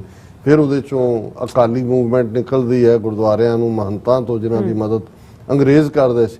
ਪਰ ਅਲਟੀਮੇਟਲੀ ਜੇ ਤੁਸੀਂ ਕਨਕਲੂਜਨ ਤੇ ਆ ਕੇ ਦੇਖੋ 47 ਤੱਕ ਪਹੁੰਚਦੇ ਆ ਤੇ ਫਿਰ ਬਾਰ-ਬਾਰ ਉਹੀ ਪਿਆਰਾ ਸਿੰਘ ਨਿਰਚਲ ਦੀਆਂ ਲਾਈਨਾਂ ਹੀ ਇਨਸਾਫ ਕਰਦੀਆਂ ਨੇ ਕਿ ਬਾਜ਼ੀ ਲੈ ਗਏ ਭਾਨੇ ਸ਼ਾਹ ਹੋਰੀ, ਅਸੀਂ ਧੌਣ ਭਰਾਉਣ ਦੇ ਯਾਰ ਹੀ ਰਹੇ। ਕਿ ਜਦੋਂ ਫਾਈਨਲ ਪੀਰੀਅਡ ਆਇਆ ਉਦੋਂ ਭਾਨੇ ਸ਼ਾਹ ਬਾਜ਼ੀ ਲੈ ਗਿਆ ਔਰ ਸਾਨੂੰ ਸਿੱਖਾਂ ਔਰ ਮੁਸਲਮਾਨਾਂ ਨੂੰ ਆਪਸ ਟਕਰਾ ਕੇ ਪੰਜਾਬ ਦੇ ਵਿੱਚ ਅਸੀਂ ਉਹ ਖੂਨਰੇਜ਼ੀ ਕੀਤੀ ਇੱਕ ਦੂਸਰੇ ਦੀ, ਔਰ ਕਿਵੇਂ 10 ਤੋਂ 15 ਲੱਖ ਲੋਕ ਮਾਰੇ ਗਏ, ਲੱਖਾਂ ਕਰੋੜਾਂ ਬੇਘਰ ਹੋਏ, ਲੱਖਾਂ ਬੱਚੀਆਂ ਦੀ ਅਜ਼ਮਤ ਰੁਲੀ। ਉਹ ਸਾਰੇ ਤੋਂ ਬਾਅਦ ਅਸੀਂ ਜਿਸ ਮੁਲਕ 'ਚ ਆਏ ਉਹਨਾਂ ਨੇ ਸਾਨੂੰ ਵਿਦਨ 2 ਮੰਥਸ 15 ਅਗਸਤ ਨੂੰ ਮੁਲਕ ਦੀ ਵੰਡ ਹੁੰਦੀ ਹੈ ਔਰ 10 ਅਕਤੂਬਰ ਨੂੰ ਅਜੇ 2 ਮਹੀਨੇ ਵੀ ਨਹੀਂ ਸੀ ਹੋਏ ਸਿੱਖਾਂ ਨੂੰ ਜ਼ਰਾਇਮ ਪੇਸ਼ਾ ਕਬੀਲਾ ਐਲਾਨ ਦਿੱਤਾ ਜਾਂਦਾ ਹੈ। ਫਿਰ ਅਸੀਂ ਉਸ ਕਹਾਣੀ ਨੂੰ ਆਲਮੋਸਟ ਹਰ ਰੋਜ਼ ਹੀ ਰਿਪੀਟ ਕਰਦੇ ਹਾਂ ਆਨੇ ਬਹਾਨੇ। 47 ਤੋਂ 84 ਤੱਕ 37 ਸਾਲ ਫਿਰ ਅਸੀਂ ਆਪਣੀ ਹੋਂਦ ਦੀ ਲੜਾਈ ਕਿ ਭਾਈ ਸਾਨੂੰ ਇੱਕ ਅੱਡ ਮਜ਼ਹਬ ਦੇ ਤੌਰ ਦੇ ਉੱਤੇ ਕਨਸਟੀਟਿਊਸ਼ਨ 'ਚ ਮਾਨਤਾ ਹੋਏ, ਸਾਡੀ ਪੰਜਾਬ ਦੀ ਬੋਲੀ ਪੰਜਾਬੀ ਤੇ ਆਧਾਰਿਤ, ਜੇ ਤੁਸੀਂ ਤਾਮਿਲ, ਤੇਲਗੂ, ਕੰਨੜ, ਮਲਿਆਲਮ, ਮਰਾਠੀ, ਗੁਜਰਾਤੀ ਇਹਨਾਂ ਸਾਰੀਆਂ ਜ਼ਬਾਨਾਂ ਤੇ ਆਧਾਰਿਤ ਜਿਹੜੀ ਹੈ ਸੂਬੇ ਤਾਮੀਰ ਕੀਤੇ ਨੇ ਤੇ ਪੰਜਾਬੀ ਜ਼ਬਾਨ ਤੇ ਆਧਾਰਿਤ ਵੀ ਸੂਬਾ ਬਣਾਓ ਤੇ ਜਵਾਬ ਮਿਲਿਆ ਇਹ ਤਾਂ ਗੰਵਾरों की भाषा है। ਦੇਖੋ ਤੇ ਜੇ ਉਸ ਦੇ ਲਈ ਐਜੀਟੇਸ਼ਨ ਹੋਈ ਇੱਕ ਸਟੇਜ ਦੇ ਉੱਤੇ ਕਲੋਜ਼ਲੀ, ਜਦੋਂ ਇਹ ਲੱਗਦਾ ਸੀ ਕਿ ਵੀ ਸ਼ਾਇਦ ਸੈਂਟਰ ਗਵਰਨਮੈਂਟ ਜਾਂ ਦੂਜੀ ਕਰੇ, ਪੰਜਾਬ ਦੇ ਹਿੰਦੂ ਜਿਹੜੇ ਲੀਡਰ ਸੀ ਉਸ ਵੇਲੇ ਦੇ ਸਾਰੇ ਆਰੀਆ ਸਮਾਜੀ ਜਿਨ੍ਹਾਂ ਦੇ ਕੋਲ ਜਲੰਧਰ ਦੀ ਸਾਰੀ ਪ੍ਰੈਸ ਸੀ, ਪੰਜਾਬ ਕੇਸਰੀ, ਹਿੰਦੀ ਮਿਲਾਪ, ਪ੍ਰਤਾਪ, ਉਦੋਂ ਜੇ ਜਗਬਾਣੀ ਸ਼ੁਰੂ ਨਹੀਂ ਸੀ ਹੋਈ, ਹਿੰਦ ਸਮਾਚਾਰ, ਇਹ ਸਾਰੇ ਲਾਲਾ ਜਗਤ ਨਾਰਾਇਣ, ਯਸ਼, ਰਣਬੀਰ, ਵਰਿੰਦਰ ਔਰ ਇਹਨਾਂ ਦੇ ਨਾਲ ਉਹ ਸੂਰਜਭਾਨ ਇੱਕ ਪੰਜਾਬ ਯੂਨੀਵਰਸਿਟੀ ਦਾ ਵਾਈਸ ਚਾਂਸਲਰ ਵੀ ਰਿਹਾ ਸੀ। ਔਰ ਇਹ ਸਾਰੇ ਇਹਨਾਂ ਨੇ ਕਿਹਾ ਜੀ ਨਾ ਅਸੀਂ ਤਾਂ ਪੰਜਾਬੀ ਗੁਰਮੁਖੀ ਤਾਂ ਅਸੀਂ ਬਿਲਕੁਲ ਹਾਂ ਪੰਜਾਬੀ ਸੂਬੇ ਦੀ ਅਸੀਂ ਇਸ ਸ਼ਰਤ ਤੇ ਹਮਾਇਤ ਕਰਦੇ ਹਾਂ ਕਿ ਬੋਲੀ ਪੰਜਾਬੀ ਹੋਏ, ਉਹਦੀ ਸਕ੍ਰਿਪਟ ਦੇਵਨਾਗਰੀ ਹੋਏ ਕਿ ਕ ਖ ਗ ਗ ਚ ਲਿਖੋ, ਊੜਾ ਐੜਾ ਈੜੀ ਸੱਸਾ ਨਹੀਂ। ਔਰ ਇਹ ਜਿਹੜੀ ਨਫ਼ਰਤ ਸੀ ਹੁਣ ਕੱਲੀ ਇਹ ਨਹੀਂ ਹੈ ਵੀ ਗੁਰੂ ਨਾਨਕ ਸਾਹਿਬ ਦੀ ਵਿਚਾਰਧਾਰਾ ਨੂੰ ਇਹਨਾਂ ਨੇ ਨੈਗੇਟ ਕੀਤਾ ਜਾਂ ਜਿਹਨੂੰ ਜੂਨ 84 ਦੇ ਪਹਿਲੇ ਹਫ਼ਤੇ ਜਿਸ ਹਮਲੇ ਨੂੰ ਅਫਜ਼ਲ ਅਹਿਸਨ ਰੰਧਾਵਾ ਜਦੋਂ ਇੱਕ ਲਾਈਨ 'ਚ ਕਹਿੰਦੇ ਨੇ ਕਿ ਵੈਰੀਆਂ ਕੱਢ ਵਿਖਾੜਿਆ 5 ਸਦੀਆਂ ਦਾ ਵੈਰ, ਉਹ ਤਾਂ ਕੰਟੀਨਿਊਟੀ ਸੀ। ਲੇਕਿਨ ਜ਼ਬਾਨ ਜਦੋਂ ਅਸੀਂ ਮਾਂ ਬੋਲੀ ਦੀ ਗੱਲ ਕਰਦੇ ਹਾਂ ਤੇ ਇਹ ਤੁਹਾਡੀ ਮਾਦਰੀ ਜ਼ਬਾਨ ਦੇ ਨਾਲ ਵੀ ਉਹਨੂੰ ਵੀ ਤੁਸੀਂ ਮਜ਼ਹਬ ਦੇ ਥੱਲੇ ਲੈ ਆਓ ਔਰ ਉਹਨਾਂ ਨੂੰ ਕਹੋ ਜੀ ਨਹੀਂ ਨਹੀਂ ਪੰਜਾਬ 'ਚ ਰਹਿਣ ਵਾਲੇ ਹਿੰਦੂ ਕਹਿਣ। ਔਰ ਇਹ ਗੱਲ ਕੋਈ ਬਾਤ ਨਹੀਂ ਹੈ ਵੀ 84 ਤੋਂ ਬਾਅਦ ਇੱਕ ਉਹ ਕਹਿੰਦੇ ਨੇ ਜੀ ਵਿੱਚ ਫੁੱਟ ਪੈ ਗਈ, ਵਿੱਚ ਪਾੜਾ ਪੈ ਗਿਆ। 1951 ਪਹਿਲੀ ਮਰਦਮਸ਼ੁਮਾਰੀ ਤਾਂ 4 ਸਾਲ ਬਾਅਦ ਹੁੰਦੀ ਹੈ 47 ਦੀ ਦੇਸ਼ ਵੰਡ ਦੇ, ਜਦੋਂ ਅਜੇ ਮੈਜੋਰਿਟੀ ਜਿਹੜੇ ਆਏ ਹੋਏ ਲਹਿੰਦੇ ਪੰਜਾਬ ਦੇ ਸਿੱਖ ਔਰ ਹਿੰਦੂ ਸੀ ਉਹ ਅਜੇ ਰਿਫਿਊਜੀ ਕੈਂਪਾਂ 'ਚ ਬੈਠੇ ਹੋਏ ਸੀ ਜਾਂ ਸਟਰਗਲ ਕਰ ਰਹੇ ਸੀ ਆਪਣੀ ਸਰਵਾਈਵਲ ਦੀ। ਪਹਿਲੀ ਸੈਂਸਸ ਦੇ ਵਿੱਚ 1951 ਦੇ ਵਿੱਚ ਇਹ ਸਾਰੀ ਜਿਹੜੀ ਪ੍ਰੈਸ ਸੀ ਇਹਨਾਂ ਦੀ ਆਰੀਆ ਸਮਾਜੀਆਂ ਦੀ ਜਲੰਧਰ ਬੇਸਡ, ਇਹਨਾਂ ਨੇ ਪੂਰੀ ਮੁਹਿੰਮ ਚਲਾਈ ਸੀ ਕਿ ਜਿਹੜਾ ਆਪਣੀ ਬੋਲੀ ਹਿੰਦੀ ਲਿਖਾਓ। ਔਰ ਉਹਦਾ ਹੀ ਫਿਰ 10 ਸਾਲ ਬਾਅਦ 1961 'ਚ ਜਦੋਂ ਮਰਦਮਸ਼ੁਮਾਰੀ ਹੁੰਦੀ ਹੈ ਉਹਦੇ 'ਚ ਵੀ ਐਨ ਗੱਜ ਵੱਜ ਕੇ ਜਿਹੜੀਆਂ ਨੇ ਉਹ ਭਾਵੇਂ ਘਰਾਂ 'ਚ ਬੋਲ ਇਹੀ ਰਹੀਆਂ ਹੋਣ ਕਿ ਜੀ ਜਿਹੜਾ ਹਮਨੇ ਵਾਵਾ ਹਿੰਦੀ सीख ली है ਭੈਣ ਜੀ, हम तो लौडे वेले दाल धर देते हैं, हौली हौली रीझती रहती है। इस किस्म का लेखन उन्होंने 1961 ਦੇ ਵਿੱਚ ਵੀ ਉਹੀ। ਔਰ ਜਦੋਂ 1966 ਦੇ ਵਿੱਚ ਫਾਈਨਲੀ ਮਜਬੂਰ ਹੁੰਦੇ ਨੇ ਕਿ ਜੀ ਇਹਨਾਂ ਨੂੰ ਸਿੱਖਾਂ ਦੇ ਮੂੰਹ 'ਚ ਕੁਛ ਨਾ ਕੁਛ ਤਾਂ ਪਾਓ, ਔਰ ਇਹੀ ਲਾਲੇ ਜਿਨ੍ਹਾਂ ਨੇ 51 ਦੀ ਸੈਂਸਸ ਵੇਲੇ 61 ਦੀ ਸੈਂਸਸ ਵੇਲੇ ਮੁਹਿੰਮ ਚਲਾਈ ਸੀ ਕਿ ਹਿੰਦੀ ਲਿਖਾਓ। ਇਹ ਗੁਲਜ਼ਾਰੀ ਲਾਲ ਨੰਦਾ ਜਿਹੜਾ ਉਸ ਵੇਲੇ ਦਾ ਹੋਮ ਮਿਨਿਸਟਰ ਸੀ ਉਹਦੇ ਕੋਲ ਜਾਂਦੇ ਨੇ, ਇੰਦਰਾ गांधी ਦੀ कैबिनेट ਸੀ कि जी लाला जी ये आप क्या हमें आप भेड़ियों के हवाले, सिख भेड़ियों के हवाले कर रहे हैं, सिख वुल्फ से। उन्हें कहा लाला जी फिक्र मत कीजिए, हम इन्हें ऐसा लूला लंगड़ा पंजाबी सूबा देंगे कि ये छोड़ कर भागेंगे। और असी देखते हैं कि भी लूला लंगड़ा की मतलब तो रीढ़ की हड्डी भी तो लूला लंगड़े की भी रीढ़ की हड्डी तो होंगी है। इन्होंने साड़ी रीढ़ की हड्डी ਪਾਣੀ ਵਾਟਰ ਉਸ ਦੇ ਉੱਤੇ ਜਿਹੜਾ ਉਹ Bhakra Beas management board Punjab reorganisation act ਦਾ ਆਰਟੀਕਲ 78 79 80 ਤੁਹਾਡਾ ਪਾਣੀ ਵੀ ਖੋਹ ਲਿਆ, ਤੁਹਾਡੀ ਰਾਜਧਾਨੀ ਵੀ ਖੋਹ ਲਈ, ਪੰਜਾਬ ਦੇ ਇਲਾਕੇ ਤੋਂ ਵੱਡਾ ਇਲਾਕਾ ਖੋਹ ਕੇ ਹਿਮਾਚਲ ਨੂੰ ਦੇ ਦਿੱਤਾ, ਉਹਨਾਂ ਸੂਬਾ ਹਰਿਆਣਾ ਬਣਾ ਦਿੱਤਾ ਔਰ ਪੰਜਾਬ ਨੂੰ ਜਿਹੜਾ ਈਵਨ ਕੋਰਟ ਤੱਕ ਨੇ ਅੱਜ ਵੀ Punjab and Haryana high court ਹੈ ਦੋਨੋਂ ਸੂਬਿਆਂ ਦਾ। ਤੁਹਾਡੇ ਕਿੰਨੀਆਂ ਸਾਂਝੀਆਂ ਕੜੀਆਂ ਸ਼੍ਰੋਮਣੀ ਕਮੇਟੀ ਉਹਦਾ ਕੀ ਹਾਲ ਕੀਤਾ। ਇੱਕ ਪਾਸੇ ਸੀ ਕਿ ਜੀ ਧਰਮ ਯੁੱਧ ਮੋਰਚੇ ਦੀ ਮੰਗ ਆਲ ਇੰਡੀਆ ਗੁਰਦੁਆਰਾ ਐਕਟ ਬਣੇ ਤਾਂ ਉਹਨਾਂ ਨੇ ਜਿਹੜੇ ਐਗਜ਼ਿਸਟ ਕਰਦੇ ਸੀ ਉਹ ਵੀ ਖੋਹ ਲਏ।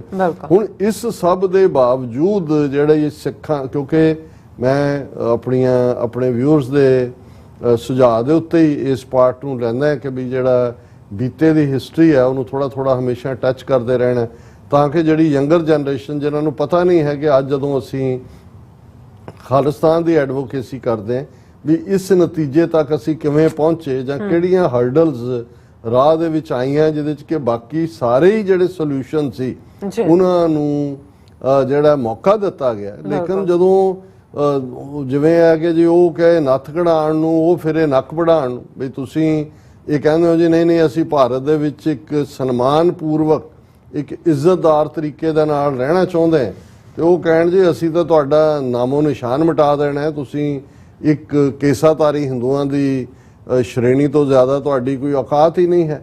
ਤੁਸੀਂ ਕਹੋ ਜੀ ਕਿ ਅਸੀਂ ਇਸ ਧਰਤੀ ਦੇ ਆਨਰ ਦੇ ਰਾਖੇ ਆ, ਅਸੀਂ ਗਜ਼ਨੀ ਔਰ ਬਸਰਾ ਔਰ ਬਗਦਾਦ ਟਕੇ 'ਚ ਵਿਕਣ ਵਾਲੀਆਂ ਜਿਹੜੀਆਂ ਨੇ ਉਹ ਇਸ ਧਰਤੀ ਦੀਆਂ ਬੱਚੀਆਂ ਉਹਨਾਂ ਦੀ ਗੈਰਤ ਨੂੰ ਮਹਿਫੂਜ਼ ਕੀਤਾ। ਉਹ ਕਹਿਣ ਵੀ ਆਹ ਦੇਖ ਲਓ ਆਪਣਾ ਜਾ ਕੇ ਅਸੀਂ ਤੁਹਾਨੂੰ ਵਿਡੋ ਕਾਲਨੀ ਬਣਾ ਕੇ ਦੇ ਰਹੇ ਹਾਂ, ਜਰਾ ਰੋਜ਼ਾਨਾ ਉੱਠ ਕੇ ਉਹਨਾਂ ਵੱਲ ਦੇਖ ਲਿਆ ਕਰੋ ਕਿ ਭਾਈ ਕਿੰਨੇ ਕੁ ਤੁਸੀਂ ਯੋਧੇ ਤੇ ਸੂਰਬੀਰ ਹੋ ਜਿਹੜੇ ਆਪਣੀਆਂ ਧੀਆਂ ਆਪਣੀਆਂ ਬੱਚੀਆਂ ਆਪਣੀਆਂ ਪਤਨੀਆਂ ਦੀ ਇੱਜ਼ਤ ਨਹੀਂ ਬਚਾ ਸਕਦੇ। ਇਹ ਜਦੋਂ ਤੁਸੀਂ ਕਿਸੇ ਨੂੰ ਬਿਲਕੁਲ ਹੁਣ ਜਿਵੇਂ ਜੋ ਮਨੀਪੁਰ ਦੇ ਵਿੱਚ ਵਾਪਰਿਆ ਦੋ ਬੀਬੀਆਂ ਦੇ ਨਾਲ, ਉਹਨਾਂ 'ਚ ਇੱਕ ਜਿਹੜਾ ਉਹ ਸੂਬੇਦਾਰ ਹੈ ਜਿਹੜਾ ਕਾਰਗਿਲ ਦਾ ਡੈਕੋਰੇਟਡ ਸੋਲਜਰ ਹੈ, ਉਹਨੇ ਕਿਹਾ ਜੀ ਵੀ ਮੈਂ ਜਿਹੜਾ ਉਹ ਲੜਿਆ ਕਾਰਗਿਲ ਦੇ ਵਿੱਚ ਆਪਣੇ ਮੁਲਕ ਦੇ ਲਈ ਜਾਂ ਦੂਜੇ, ਪਰ ਮੈਨੂੰ ਅਫਸੋਸ ਹੈ ਕਿ ਮੈਂ ਆਪਣੇ ਘਰ ਆਪਣੇ ਪਿੰਡ ਦੇ ਲੋਕ ਔਰ ਆਪਣੀ ਔਰਤ ਦੀ ਇੱਜ਼ਤ ਵੀ ਨਹੀਂ ਬਚਾ ਸਕਿਆ। ਹੁਣ ਜਦੋਂ ਤੁਸੀਂ ਇਸ ਕਿਸਮ ਦੀ ਨਮੋਸ਼ੀ ਦੇ ਵਿੱਚ ਕਿਸੇ ਨੂੰ ਸੁੱਟਦੇ ਹੋ ਇੰਡੀਵਿਜੂਅਲ ਨੂੰ ਜਾਂ ਕੌਮ ਨੂੰ, ਫਿਰ ਹੁੰਦਾ ਇਹੀ ਹੈ ਕਿ ਵੀ ਜੋ ਤੁਹਾਡੇ ਨਾਲ ਹੋ ਰਿਹਾ ਇਹਨੂੰ ਐਕਸੈਪਟ ਕਰੋ ਔਰ ਆਵਾਜ਼ ਮਤ ਕੱਢੋ। ਲੇਕਿਨ ਇਹਦੇ ਬਾਵਜੂਦ ਕਿ ਇਹ ਸਾਰਾ ਵਰਤਾਰਾ 84 ਤੱਕ ਰਿਹਾ, ਫਿਰ ਵੀ ਸਿੱਖ ਖਲੋਤੇ, ਧਰਮ ਯੁੱਧ ਮੋਰਚਾ, ਭਾਰਤ ਦੇ ਵਿੱਚ ਫੈਡਰਲ ਸਿਸਟਮ, ਅਨੰਦਪੁਰ ਦਾ ਮਤਾ ਔਰ ਜੋ ਫਿਰ ਜੂਨ 84 ਦੇ ਪਹਿਲੇ ਹਫਤੇ ਕੱਲੇ ਦਰਬਾਰ ਸਾਹਿਬ 'ਚ ਨਹੀਂ 37 ਇਤਿਹਾਸਕ ਗੁਰਦੁਆਰਿਆਂ ਤੇ ਹੋਇਆ, ਫਿਰ ਨਵੰਬਰ 84 'ਚ ਭਾਰਤ ਭਰ ਦੇ ਵਿੱਚ ਹੋਇਆ ਔਰ ਜੂਨ 84 ਦੇ ਹਮਲੇ ਵੇਲੇ ਇਹਨਾਂ ਨੇ ਲੌਂਗੋਵਾਲ, ਟੌੜਾ, ਬਾਦਲ, ਤਲਵੰਡੀ, ਬਰਨਾਲਾ, ਬਲਵੰਤ ਰਾਮੂਵਾਲੀਆ ਇਹ ਸਾਰੇ ਮਹਿਫੂਜ਼ ਕਰ ਲਏ ਸੀ। ਇਹ ਨਹੀਂ ਹੈ ਵੀ ਇਹਨਾਂ ਨੂੰ ਗ੍ਰਿਫਤਾਰ ਕੀਤਾ, ਹਿਰਾਸਤ 'ਚ ਰੱਖੇ ਸੀ ਕਿ ਲੋਕ ਨਾ ਇਹਨਾਂ ਨੂੰ ਮਾਰ ਦੇਣ, ਹੈ ਤਾਂ ਇਹਨਾਂ ਦੇ ਲਈ ਕੰਮ ਕਰਨ ਵਾਲੇ ਸੀ। ਦਰਬਾਰ ਸਾਹਿਬ ਤੇ ਹਮਲੇ 'ਚ ਵੀ ਇਹ ਕਿਤੇ ਨਾ ਕਿਤੇ ਇੱਕ ਫਰੀਕ ਸਨ, ਇਸ ਨੂੰ ਕੋਈ ਡਿਨਾਈ ਨਹੀਂ ਕਰ ਸਕਦਾ। ਇੱਕ ਪਾਸੇ ਮੋਰਚਾ ਲੱਗਾ ਹੋਇਆ ਸੀ, ਇਹ 18 ਦੇ ਕਰੀਬ ਜਿਹੜੀਆਂ ਮੀਟਿੰਗਾਂ ਨੇ ਗੁਪਤ ਕਰ ਰਹੇ ਸੀ ਇੰਦਰਾ ਗਾਂਧੀ ਨਾਲ, ਕਦੇ ਉਹ ਨਰਸਿਮਹਾ ਰਾਓ ਨਾਲ, ਕਦੇ ਚਿਦੰਬਰਮ ਦੇ ਨਾਲ, ਕਦੇ PC ਅਲੈਗਜ਼ੈਂਡਰ ਦੇ ਨਾਲ, ਕੋਈ 에ਅਰਪੋਰਟ ਲਾਉਂਜ ਤੇ ਕੋਈ ਕਿਤੇ ਹੋਰ, ਉਹਨਾਂ ਦੇ ਤਾਂ ਸਾਰੇ ਰਿਕਾਰਡ ਮੌਜੂਦ ਨੇ। ਲੇਕਿਨ ਜਦੋਂ ਉਹਨਾਂ ਨੇ ਦੇਖਿਆ ਕਿ ਵੀ ਇੰਦਰਾ ਗਾਂਧੀ ਤਾਂ ਸਜ਼ਾ ਯਾਫਤਾ ਹੋ ਗਈ, ਰਾਜੀਵ ਗਾਂਧੀ ਪ੍ਰਾਈਮ ਮਿਨਿਸਟਰ ਬਣ ਗਿਆ, 85 ਤੱਕ ਪਹੁੰਚਦੇ ਆ ਕਿਉਂਕਿ ਦੁਨੀਆ ਭਰ ਦੇ ਵਿੱਚ ਇੱਕ ਪ੍ਰੈਸ਼ਰ ਬਿਲਟ ਹੋ ਰਿਹਾ ਸੀ ਕਿ ਭਾਈ ਇਹ ਸਿੱਖਾਂ ਦੇ ਨਾਲ ਧੱਕਾ ਹੋ ਰਿਹਾ ਜਾਂ ਜੋ ਬਾਹਰ ਥੋੜੀ ਬਹੁਤ ਆਵਾਜ਼ ਸੀ। ਸੋ ਉਹਨਾਂ ਨੇ ਉਸੇ ਲੀਡਰਸ਼ਿਪ ਨੂੰ ਜਿਨ੍ਹਾਂ ਨੂੰ ਉਹਨਾਂ ਨੇ ਵਰਤਿਆ, ਜੂਨ 84 ਦਾ ਘੱਲੂਘਾਰਾ ਘਰਾਣ ਜਾ ਰਿਹਾ ਹਰਚੰਦ ਸਿੰਘ ਲੌਂਗੋਵਾਲ ਨੂੰ ਤਾਂ ਸੰਤ ਕਹਿੰਦੇ ਆ ਵੀ ਜਿਹੜਾ ਮੂੰਹ ਦੇ ਵਿੱਚ ਆਵਾਜ਼ ਹੀ ਨਹੀਂ ਨਿਕਲੇਗੀ ਮੇਰੇ, ਇਸ ਕਿਸਮ ਦਾ ਉਹ ਫਰਾਡੀਆ ਬੰਦਾ। ਲੇਕਿਨ ਇਹ ਸਾਰੇ ਨਾਲ ਬਾਦਲ, ਟੌੜਾ, ਤਲਵੰਡੀ ਇਹ ਸਾਰੀ ਇੱਕੋ ਹੀ ਕੈਟਾਗਰੀ, ਕਿਸੇ ਦਾ ਇੱਕ ਪਾਸੇ ਰੋਲ ਕਿਸੇ ਦਾ ਦੂਸਰੇ ਪਾਸੇ ਰੋਲ, ਕਿਉਂਕਿ ਗ੍ਰੀਨ ਸਿਗਨਲ ਮਿਲਣ ਤੋਂ ਬਾਅਦ ਹੀ ਇਹ ਸਾਰੀ ਕਾਰਵਾਈ ਹੋਈ। ਉਹਦੇ 'ਚ ਉਹਨਾਂ ਨੂੰ ਪਤਾ ਸੀ ਕਿ ਭਾਈ ਇਹ ਜਿਹੜੇ ਨੇ ਇਹ ਦੁਖੀ ਨੇ ਸੰਤ ਪਿੰਡਾਂ ਵਾਲਿਆਂ ਦੇ। ਫਿਰ ਲੌਂਗੋਵਾਲ ਨੂੰ ਜੇਲ੍ਹ 'ਚੋਂ ਛੱਡਿਆ, ਉਹ ਖੁਦ ਭੀੜਾਂ ਭੇਜ ਕੇ ਪੱਤਰਕਾਰਾਂ ਨੂੰ ਕਹਿ ਕੇ ਕਿ ਜੀ ਇਹਦਾ ਸਵਾਗਤ ਕਰੋ, ਇਹ ਦਿਖਾਇਆ ਕਿ ਜੀ ਦੇਖੋ ਇਹ ਬੜਾ ਪਪੂਲਰ ਲੀਡਰ ਹੈ ਸਿੱਖਾਂ ਦਾ। ਫਿਰ ਉਹਨੂੰ ਦਿੱਲੀ ਤੇ ਦੂਜੇ ਉੱਥੇ ਲੈ ਗਏ ਜਿੱਥੇ ਨਵੰਬਰ 84 ਦੀ ਸਿੱਖ ਵਾਇਲੈਂਸ ਦਾ ਜਿਹੜਾ ਜਿਹੜੀ ਹਿੰਦੂ ਤਵੀਆਂ ਨੇ ਕੀਤਾ ਸੀ, ਉਹ ਬੀਬੀਆਂ ਕਿਤੇ ਰੋਂਦੀਆਂ ਕੁਰਲਾਉਂਦੀਆਂ। ਦੂਜਾ ਉਹਨੇ ਕਿਹਾ ਜੀ ਮੇਰਾ ਬੜਾ ਦਿਲ ਪਸੀਜਿਆ। ਸੋ ਮੁੱਕਦੀ ਗੱਲ ਉਹਨਾਂ ਨੇ ਫਿਰ ਆਪਣੇ ਜਿਹੜੇ ਵਿੱਚ ਰੱਖੇ ਹੁੰਦੇ ਨੇ ਖੜਪੈਂਚ ਕਿਸਮ ਦੇ ਆਪਣੇ ਮੁਖਬਰ, ਜਿਨ੍ਹਾਂ ਦੇ ਵਿੱਚ ਬਲਵੰਤ ਸਿੰਘ ਜਿਹੜਾ ਬਾਅਦ ਦੇ ਵਿੱਚ ਸਿੰਘਾਂ ਨੇ ਜਿਸ ਨੂੰ ਸਜ਼ਾ ਯਾਫਤਾ ਕੀਤਾ, ਸੁਰਜੀਤ ਬਰਨਾਲਾ ਔਰ ਇੱਕ ਪੰਜਾਬ ਯੂਨੀਵਰਸਿਟੀ ਚੰਡੀਗੜ੍ਹ ਦਾ ਪ੍ਰੋਫੈਸਰ ਅੱਤਰ ਸਿੰਘ, ਉਹਨਾਂ ਰਾਹੀਂ ਲੌਂਗੋਵਾਲ ਨੂੰ ਘੇਰ ਕੇ, ਉਹ ਤਾਂ ਵੈਸੇ ਹੀ ਉਸ ਦਾ ਆਪਣਾ ਕੋਈ ਲੈਵਲ ਹੀ ਨਹੀਂ ਸੀ ਥਿੰਕਿੰਗ ਦਾ, ਮੈਨੂੰ ਵੀ ਉਹਨੂੰ ਮਿਲਣ ਦਾ ਮੌਕਾ ਮਿਲਦਾ ਰਿਹਾ ਹੈ 82 ਤੋਂ 84 ਦੇ ਵਿਚਾਲੇ। ਕੁਝ ਵੀ ਨਹੀਂ ਹੈ, ਬਿਲਕੁਲ ਹੀ ਜਿਹੜਾ ਉਹ ਜਿਵੇਂ ਡੇਰਿਆਂ ਦੇ ਸਾਧ ਹੁੰਦੇ ਨੇ। ਔਰ ਰਾਜੀਵ ਦੇ ਨਾਲ ਕਿ ਜੀ ਰਾਜੀਵ ਲੌਂਗੋਵਾਲ ਅਕੋਰਡ, ਅੱਜ ਦਾ ਉਹ ਦਿਨ ਹੈ ਜਿਸ ਦਿਨ 38 ਸਾਲ ਪਹਿਲਾਂ 24 ਜੁਲਾਈ 1985 ਨੂੰ ਰਾਜੀਵ ਲੌਂਗੋਵਾਲ ਸਮਝੌਤੇ ਦੇ ਨਾਂ ਥੱਲੇ ਜਿਹੜਾ ਉਹ ਸਰੈਂਡਰ ਕਰਵਾਇਆ ਗਿਆ। ਉਸ ਦੇ ਕਲੌਜ਼ਸ ਨੇ, ਮੈਂ ਬਹੁਤੀ ਡਿਟੇਲ 'ਚ ਨਹੀਂ ਜਾਵਾਂਗਾ, ਲੇਕਿਨ ਇਹ ਸਾਰਾ ਵਾਕਿਆ ਹੋਣ ਦੇ ਫਿਰ 20 ਦਿਨ ਦੇ ਵਿੱਚ ਜਿਹੜਾ ਉਹ ਲੌਂਗੋਵਾਲ ਦਾ ਨੂੰ ਵੀ ਸਜ਼ਾ ਯਾਫਤਾ ਸਿੰਘਾਂ ਵੱਲੋਂ ਕਰ ਦਿੱਤਾ ਜਾਂਦਾ ਹੈ। ਕਿਉਂਕਿ ਇੱਕ ਪਾਸੇ ਜੂਨ 84 ਤੋਂ ਬਾਅਦ ਸਿੱਖ ਕੌਮ ਤਾਂ ਆ ਕੇ ਖੜੀ ਹੋ ਗਈ ਕਿ ਭਾਈ ਅਸੀਂ ਹੁਣ ਖਾਲਿਸਤਾਨ ਤੋਂ ਘੱਟ ਕੋਈ ਗੱਲ ਨਹੀਂ ਕਰਨੀ ਹੈ। ਔਰ ਇਹ ਜਿਹੜਾ ਰਾਜੀਵ ਲੌਂਗੋਵਾਲ ਅਕੋਰਡ ਜਿਹੜਾ 24 ਜੁਲਾਈ 1985 ਨੂੰ ਕੀਤਾ ਜਾਂਦਾ ਹੈ, ਉਹਦਾ ਤੁਸੀਂ ਜੇ ਕਲੌਜ਼ ਦੇਖੋ ਤਾਂ ਹੱਸਣ ਨੂੰ ਵੀ ਜੀ ਕਰਦਾ ਤੇ ਰੋਣ ਨੂੰ ਵੀ ਜੀ ਕਰਦਾ ਕਿ ਅਸੀਂ ਤਾਂ 47 ਦੇ ਦੌਰ ਦੀ ਲੀਡਰਸ਼ਿਪ ਦੀ ਗੱਲ ਕਰਦੇ ਕਿ ਜੀ ਮਾਸਟਰ ਤਾਰਾ ਸਿੰਘ, ਬਲਦੇਵ ਸਿੰਘ, ਗਿਆਨੀ ਕਰਤਾਰ ਸਿੰਘ, ਉਹਨਾਂ ਨੇ ਕਿਸ ਲੈਵਲ ਦਾ ਸਰੈਂਡਰ ਕੀਤਾ। ਔਰ ਉਹਦੇ 'ਚ ਇਹ ਹੈ along with ex gratia payment to those innocent killed in agitation or any action after 1882 compensation for property damage will also be paid। ਇਹ ਸਮਝੌਤਾ ਕਰ ਰਿਹਾ ਜੀ, ਉਹਨਾਂ ਨੂੰ ਕੰਪਨਸੇਸ਼ਨ ਮਿਲੇਗਾ। ਫਿਰ ਜਿਹੜਾ ਹੁਣ ਸਿੱਖਾਂ ਦੀ ਇਹ ਮੰਗ ਸੀ ਕਿ ਵੀ ਬਾਕੀ ਸਾਰੀ ਤੁਸੀਂ ਭਰਤੀ ਜਿਹੜੀ ਹੈ ਯੋਗਤਾ ਦੇ ਆਧਾਰ ਤੇ ਕਰਦੇ ਹੋ, IAS ਦੂਜੇ ਤੀਜੇ। ਫੌਜ ਦੇ ਵਿੱਚ ਇਹਨਾਂ ਨੇ ਸਟੇਟ ਵਾਈਜ਼ ਕੋਟਾ ਲਾ ਦਿੱਤਾ ਕਿਉਂਕਿ ਉਹਨਾਂ ਨੂੰ ਸੀ ਵੀ ਸਿੱਖਾਂ ਦੀ ਗਿਣਤੀ ਘਟਾਣੀ ਹੈ ਫੌਜ। ਤੇ ਉਹਦੇ ਹੁਣ ਸਮਝੌਤੇ ਦੀ ਤੁਸੀਂ ਮੱਦ ਪੜੋਗੇ, all citizens of the country have the right to enroll in the army and merit will remain the criteria for selection। ਮਤਲਬ ਇਹ ਇਵੇਂ ਹੀ ਹੈ ਕਿ ਜੀ ਜਿਹੜਾ ਮਰਜ਼ੀ ਭਾਰਤ ਚੋਂ ਭਰਤੀ ਹੋ ਸਕਦਾ, ਉਹਦੇ 'ਚ ਕੋਈ ਉਹ ਪ੍ਰੋਵੀਜ਼ਨ ਨਹੀਂ ਹੈ ਕਿ ਜੀ ਇਹ ਜਿਹੜਾ ਰਿਜ਼ਰਵੇਸ਼ਨ ਹੈ ਤੁਸੀਂ ਸਟੇਟ ਵਾਈਜ਼ ਉਹਨੂੰ ਕੈਂਸਲ ਕਰੋਗੇ ਜੇ ਤੁਸੀਂ ਵਿਦਨ ਇੰਡੀਆ ਵੀ ਗੱਲ ਕਰਨੀ ਹੋ। ਫਿਰ ਉਹਨਾਂ ਨੇ ਕਿਹਾ ਜਿਹੜਾ ਰੰਗਾਨਾਥ ਮਿਸ਼ਰਾ ਕਮਿਸ਼ਨ ਜਿਹੜਾ ਬਣਾਇਆ ਹੋਇਆ ਨਵੰਬਰ 84 ਦੇ ਰਾਇਟ ਲਫ਼ਜ਼ ਲਿਖਿਆ ਦਿੱਲੀ ਰਹੀ, ਉਹਦੇ 'ਚ ਅਸੀਂ ਬੁਕਾਰੋ ਤੇ ਕਾਨਪੁਰ ਵੀ ਸ਼ਾਮਲ ਕਰਾਂਗੇ। ਕੱਢ ਲਓ 38 ਸਾਲ ਬਾਅਦ ਰਿਪੋਰਟ ਬੁਕਾਰੋ 'ਚ ਕੀ ਹੈ, ਕਾਨਪੁਰ 'ਚ ਕੀ ਹੈ। ਫਿਰ ਜਿਹੜਾ ਆਲ ਇੰਡੀਆ ਗੁਰਦੁਆਰਾ ਬਿੱਲ ਅਸੀਂ ਬਣਾਵਾਂਗੇ ਜਿਸ ਦੇ ਲਈ ਜਿਹੜਾ ਸ਼੍ਰੋਮਣੀ ਅਕਾਲੀ ਦਲ ਦੇ ਨਾਲ ਅਸੀਂ ਕੰਸਲਟ ਕਰਾਂਗੇ। ਔਰ ਇਸ ਦੇ ਨਾਲ ਜਿਹੜਾ ਕਿ ਜੀ ਚੰਡੀਗੜ੍ਹ ਜਿਹੜਾ ਉਹ 26 ਜਨਵਰੀ 1986 ਤੋਂ ਪਹਿਲਾਂ ਪੰਜਾਬ ਨੂੰ ਦਿੱਤਾ ਜਾਏਗਾ। ਪਰ ਜਿਵੇਂ ਇੰਦਰਾ ਗਾਂਧੀ ਨੇ ਕਿਹਾ ਸੀ ਉਹਦੇ ਇਵਜ਼ ਦੇ ਵਿੱਚ ਅਬੋਹਰ ਫਾਜ਼ਿਲਕਾ ਜਿਹੜੇ ਹਿੰਦੀ ਸਪੀਕਿੰਗ ਏਰੀਆ ਨੇ ਉਹ ਹਰਿਆਣਾ ਨੂੰ ਦਿੱਤੇ ਜਾਣਗੇ। ਹੁਣ ਇਹ ਅਕੋਰਡ ਹੋ ਰਿਹਾ। ਫਿਰ ਉਹਨਾਂ ਨੇ ਕਿਹਾ ਕਿ ਜੀ ਸਤਲੁਜ ਜਿਹੜੀ SYL ਕਨਾਲ ਹੈ ਉਹ ਬਣੇਗੀ, ਪੰਜਾਬ ਗਵਰਨਮੈਂਟ ਇਹਦੀ ਜ਼ਿੰਮੇਵਾਰੀ ਲੈਂਦੀ ਹੈ ਕਿ ਜੀ ਇਹ ਉਹਨੂੰ ਬਣਾ ਕੇ ਹਰਿਆਣੇ ਨੂੰ ਦੇਣਗੇ। ਜਿਹੜਾ ਪਾਣੀ ਹਰਿਆਣਾ ਰਾਜਸਥਾਨ ਨੂੰ ਜਾ ਰਿਹਾ ਉਹ ਜਾਂਦਾ ਰਹੇਗਾ ਤੇ ਅੱਗੋਂ ਲਈ ਜਿਹੜਾ SYL ਕਨਾਲ ਵੀ ਜਿਹੜੀ ਹੈ ਉਹ ਜਿਹੜਾ ਉਹਨੂੰ ਕਰੇਗਾ। ਔਰ ਇਸ ਸਾਰੇ ਦੇ ਵਿੱਚ ਜੋ ਬਾਕੀ ਜਿਹੜੇ ਕਲੇਮ ਨੇ ਉਹਨੇ ਕਿਹਾ ਜੀ ਠੀਕ ਹੈ ਆਨੰਦਪੁਰ ਦਾ ਮਤਾ ਸਾਨੂੰ ਅਕਾਲੀ ਕਹਿੰਦੇ ਨੇ ਕਿ ਜੀ ਇਹ ਕੋਈ ਦੇਸ਼ ਨੂੰ ਤੋੜਨ ਵਾਲਾ ਨਹੀਂ ਹੈ, ਇਹ ਪੰਜਾਬ ਨੂੰ ਤੋੜਨ ਵਾਲਾ ਨਹੀਂ ਹੈ ਦੇਸ਼ ਨਾਲੋਂ, ਇਹਨੂੰ ਅਸੀਂ ਸਰਕਾਰੀਆ ਕਮਿਸ਼ਨ ਦੇ ਹਵਾਲੇ ਕਰਦੇ ਹਾਂ। ਔਰ ਇਹ ਜਿਹੜਾ ਇਹ ਸਾਰੇ ਦੇ ਵਿੱਚ ਰਾਵੀ ਬਿਆਸ ਦਾ ਪਾਣੀ ਵੀ ਉਹਨਾਂ ਨੂੰ ਮਿਲਦਾ ਰਹੇਗਾ ਹਰਿਆਣਾ ਰਾਜਸਥਾਨ ਨੂੰ। ਔਰ ਇਸ ਸਾਰੇ ਦੇ ਥੱਲੇ ਦਸਤਖਤ ਹੋ ਗਏ ਰਾਜੀਵ ਗਾਂਧੀ ਤੇ ਲੌਂਗੋਵਾਲ। ਸੋ ਜ਼ਾਹਰ ਹੈ ਕਿ ਲੌਂਗੋਵਾਲ ਤਾਂ ਡਿਜ਼ਰਵ ਕਰਦਾ ਸੀ ਜੋ ਉਹਦੇ ਨਾਲ ਹੋਇਆ। ਪਰ ਅਸੀਂ ਜਦੋਂ ਬਾਰ-ਬਾਰ ਇਸ ਕਹਾਣੀ ਨੂੰ ਦੁਹਰਾਉਂਦੇ ਹਾਂ ਕਿ ਭਾਈ ਇੱਕ ਪਾਸੇ ਤਾਂ ਸੈਂਟਰ ਦੀ ਬਿਟਰੇਅਲ ਉਹ ਤਾਂ ਕੰਟੀਨਿਊਸ ਹੈ, ਕੱਲਾ ਨਹਿਰੂ ਗਾਂਧੀ ਜਾਂ ਪਟੇਲ ਤੱਕ ਮਹਿਦੂਦ ਨਹੀਂ। ਤੁਸੀਂ ਦੇਖੋ ਵੀ ਇਹ ਜਿਹੜਾ ਸੋ ਕਾਲਡ ਰਾਜੀਵ ਲੌਂਗੋਵਾਲ ਅਕੋਰਡ ਹੈ ਇਹਦੀ ਕਾਪੀ ਪਾਰਲੀਮੈਂਟ ਦੇ ਟੇਬਲ ਬਹੁਤ ਕੀਤਾ ਜਾਂਦਾ, ਉਸ ਨੂੰ ਐਡਵਰਟਾਈਜ਼ ਕੀਤਾ ਜਾਂਦਾ ਜਾਂ ਦੂਜਾ।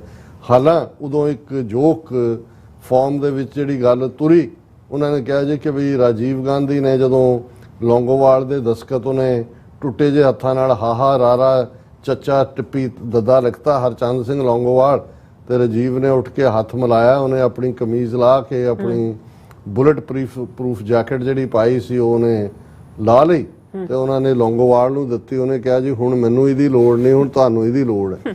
ਔਰ ਜ਼ਾਹਰ ਹੈ ਉਹਨੂੰ ਇਹ ਪਤਾ ਸੀ ਕਿ ਵੀ ਇਹ ਤੋਂ ਕੀ ਇਹਦੇ ਨਾਲ ਹੋਣਾ ਹੈ। ਪਰ ਇਸ ਸਾਰੇ ਦੇ ਥੱਲੇ ਦੁਨੀਆ ਨੂੰ ਇਹ ਪ੍ਰਭਾਵ ਦਿੱਤਾ। ਦੇਖੋ ਜੀ ਰਾਜੀਵ ਗਾਂਧੀ ਦੇ ਨਾਲ ਸਮਝੌਤਾ ਹੋ ਗਿਆ ਔਰ ਇਸੇ ਦੇ ਥੱਲੇ ਰਾਜੀਵ ਲੌਂਗੋਵਾਲ ਅਕੋਰਡ ਤੋਂ ਬਾਅਦ ਪੰਜਾਬ ਦੇ ਵਿੱਚ ਚੋਣਾਂ ਕਰਵਾਈਆਂ ਗਈਆਂ। ਇੱਕ ਗਿਣੀ ਮਿੱਥੀ ਸਾਜ਼ਿਸ਼ ਦੇ ਤਹਿਤ ਸੁਰਜੀਤ ਸਿੰਘ ਬਰਨਾਲੇ ਨੂੰ, ਇਹ ਵੀ ਕਿਉਂਕਿ ਬਰਨਾਲਾ ਔਰ ਬਲਵੰਤ ਸਿੰਘ ਸਮਝੌਤਾ ਕਰਵਾਉਣ ਵਾਲੇ ਸੀ, ਉਹਦੀ ਅਨਰਿਟਨ ਮੱਦ ਇਹ ਸੀ ਕਿ ਇਹਨੂੰ ਬਰਨਾਲੇ ਨੂੰ ਚੀਫ ਮਿਨਿਸਟਰ ਬਣਾਇਆ ਜਾਏਗਾ ਔਰ ਬਰਨਾਲੇ ਨੂੰ ਉਹਨਾਂ ਨੇ ਜਿਤਾਤੀਆਂ। 70 ਦੇ ਕਰੀਬ ਸੀਟਾਂ ਸਾਡੀਆਂ ਧਿਰਾਂ ਦਾ ਬਾਈਕਾਟ ਦੇ ਉਤਰੀਆਂ ਹੋਈਆਂ ਸੀ। ਲੌਂਗੋਵਾਲ ਦੀ ਮੌਤ ਨੂੰ ਵੀ ਜਿਹੜਾ ਉਹਨਾਂ ਨੇ ਐਜ਼ ਏ ਸਿੰਪੈਥੀ ਫੈਕਟਰ ਵਰਤਿਆ ਔਰ ਬਰਨਾਲਾ ਬਣ ਗਿਆ। ਔਰ ਜਦੋਂ 26 ਜਨਵਰੀ 1986 ਆਇਆ, ਉਹ ਉਡੀਕ ਰਹੇ ਸੀ ਕਿ ਜੀ ਚੰਡੀਗੜ੍ਹ ਪੰਜਾਬ ਨੂੰ ਟਰਾਂਸਫਰ ਕਰਨਾ।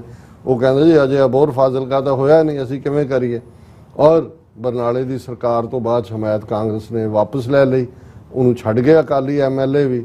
ਉਹਨੇ ਅਕਾਲ ਤਖਤ ਨੂੰ ਵੀ ਡਿਫਾਈ ਕੀਤਾ, ਬਾਅਦ 'ਚ ਉਹਨੂੰ ਸੱਦਿਆ ਜੀ, ਗਲ 'ਚ ਪੱਟੀ ਪਾਤੀ। ਦੂਜਾ ਕਹਿਣ ਦਾ ਮਤਲਬ ਇਹ ਹੈ ਕਿ ਵੀ ਜਦੋਂ ਅਸੀਂ ਮਿਸਡ ਓਪਰਚੁਨਿਟੀਜ਼ ਦੀ ਗੱਲ ਕਰਦੇ ਹਾਂ ਤੇ ਫਿਰ ਇਹ ਜਿਹਨੇ ਵੀ ਇਹ ਗੱਲ ਕਹੀ ਉਹ ਸ਼ਾਇਦ ਸਭ ਤੋਂ ਜ਼ਿਆਦਾ ਉਹਦੇ ਲਈ ਇਹ ਸਾਡੇ ਦੇ ਉੱਤੇ ਇਹ ਗੱਲ ਢੁਕਦੀ ਹੈ ਕਿ ਵੀ don't miss an opportunity to miss an opportunity, ਕਿ ਅਸੀਂ ਮੌਕਾ ਗਵਾਉਣ ਦਾ ਕੋਈ ਵੀ ਮੌਕਾ ਹੱਥੋਂ ਜਾਣ ਨਹੀਂ ਦਿੰਦੇ। ਸੋ ਅੱਜ ਦਾ ਦਿਨ 38 ਸਾਲ ਪਹਿਲਾਂ ਦਾ ਉਹ ਬਿਟਰੀਅਲ ਦਿਨ ਹੈ ਜਿਸ ਦਿਨ ਧਰਮ ਯੁੱਧ ਮੋਰਚੇ ਦੇ ਡਿਕਟੇਟਰ ਹਰਚੰਦ ਸਿੰਘ ਲੌਂਗੋਵਾਲ, ਜਿਸ ਧਰਮ ਯੁੱਧ ਮੋਰਚੇ 'ਚ 2 ਲੱਖ ਸਿੱਖਾਂ ਨੇ ਗ੍ਰਿਫਤਾਰੀ ਦਿੱਤੀ, ਜਿਸ ਤੋਂ ਬਾਅਦ ਜੂਨ 84 ਦਾ ਘੱਲੂਘਾਰਾ ਹੋਇਆ, ਉਹਨੇ ਡਾਕੂਮੈਂਟਡ ਤਰੀਕੇ ਦੇ ਨਾਲ ਪੰਜਾਬ ਦੇ ਹੱਥ ਵੱਢ ਕੇ, ਸਿੱਖ ਕੌਮ ਦੇ ਹੱਥ ਵੱਢ ਕੇ ਰਾਜੀਵ ਗਾਂਧੀ ਦੇ ਸਾਹਮਣੇ ਸਰੈਂਡਰ ਕੀਤਾ, ਜਿਸ ਨੂੰ ਫਿਰ ਬੜਾ ਫਲਾਵਰੀ ਨਾਂ ਰਾਜੀਵ ਲੌਂਗੋਵਾਲ ਅਕੋਰਡ ਦਾ ਦਿੱਤਾ ਗਿਆ। ਜੀ ਡਾਕਟਰ ਸਾਹਿਬ ਤੁਹਾਡਾ ਬਹੁਤ ਬਹੁਤ ਸ਼ੁਕਰੀਆ। ਇਸ ਵਕਤ ਲੈਣ ਬ੍ਰੇਕ। ਵਿਊਅਰਸ ਤੁਸੀਂ ਇਸੇ ਤਰ੍ਹਾਂ ਹੀ ਬਣੇ ਰਹਿਣਾ, ਮਿਲਦੇ ਹਾਂ ਛੋਟੇ ਜਿਹੇ ਬ੍ਰੇਕ ਤੋਂ ਬਾਅਦ।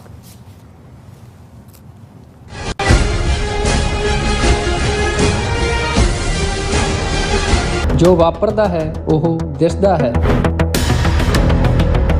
ਉਸ ਦੇ ਪਿੱਛੇ ਬੜਾ ਕੁਝ ਅਣਦਿਸਿਆ ਰਹਿੰਦਾ ਹੈ। ਉਸ ਸੱਚ ਨੂੰ ਉਜਾਗਰ ਕਰਨ ਲਈ ਮੈਂ ਸੁਖਵਿੰਦਰ ਸਿੰਘ ਆ ਰਿਹਾ ਖਾਸ ਪ੍ਰੋਗਰਾਮ ਦਾ ਫਾਲਟ ਲਾਈਨਸ ਲੈ ਕੇ TV 84 ਤੇ ਸੋਮਵਾਰ ਤੋਂ ਸ਼ੁੱਕਰਵਾਰ ਰਾਤ 9:30 ਵਜੇ।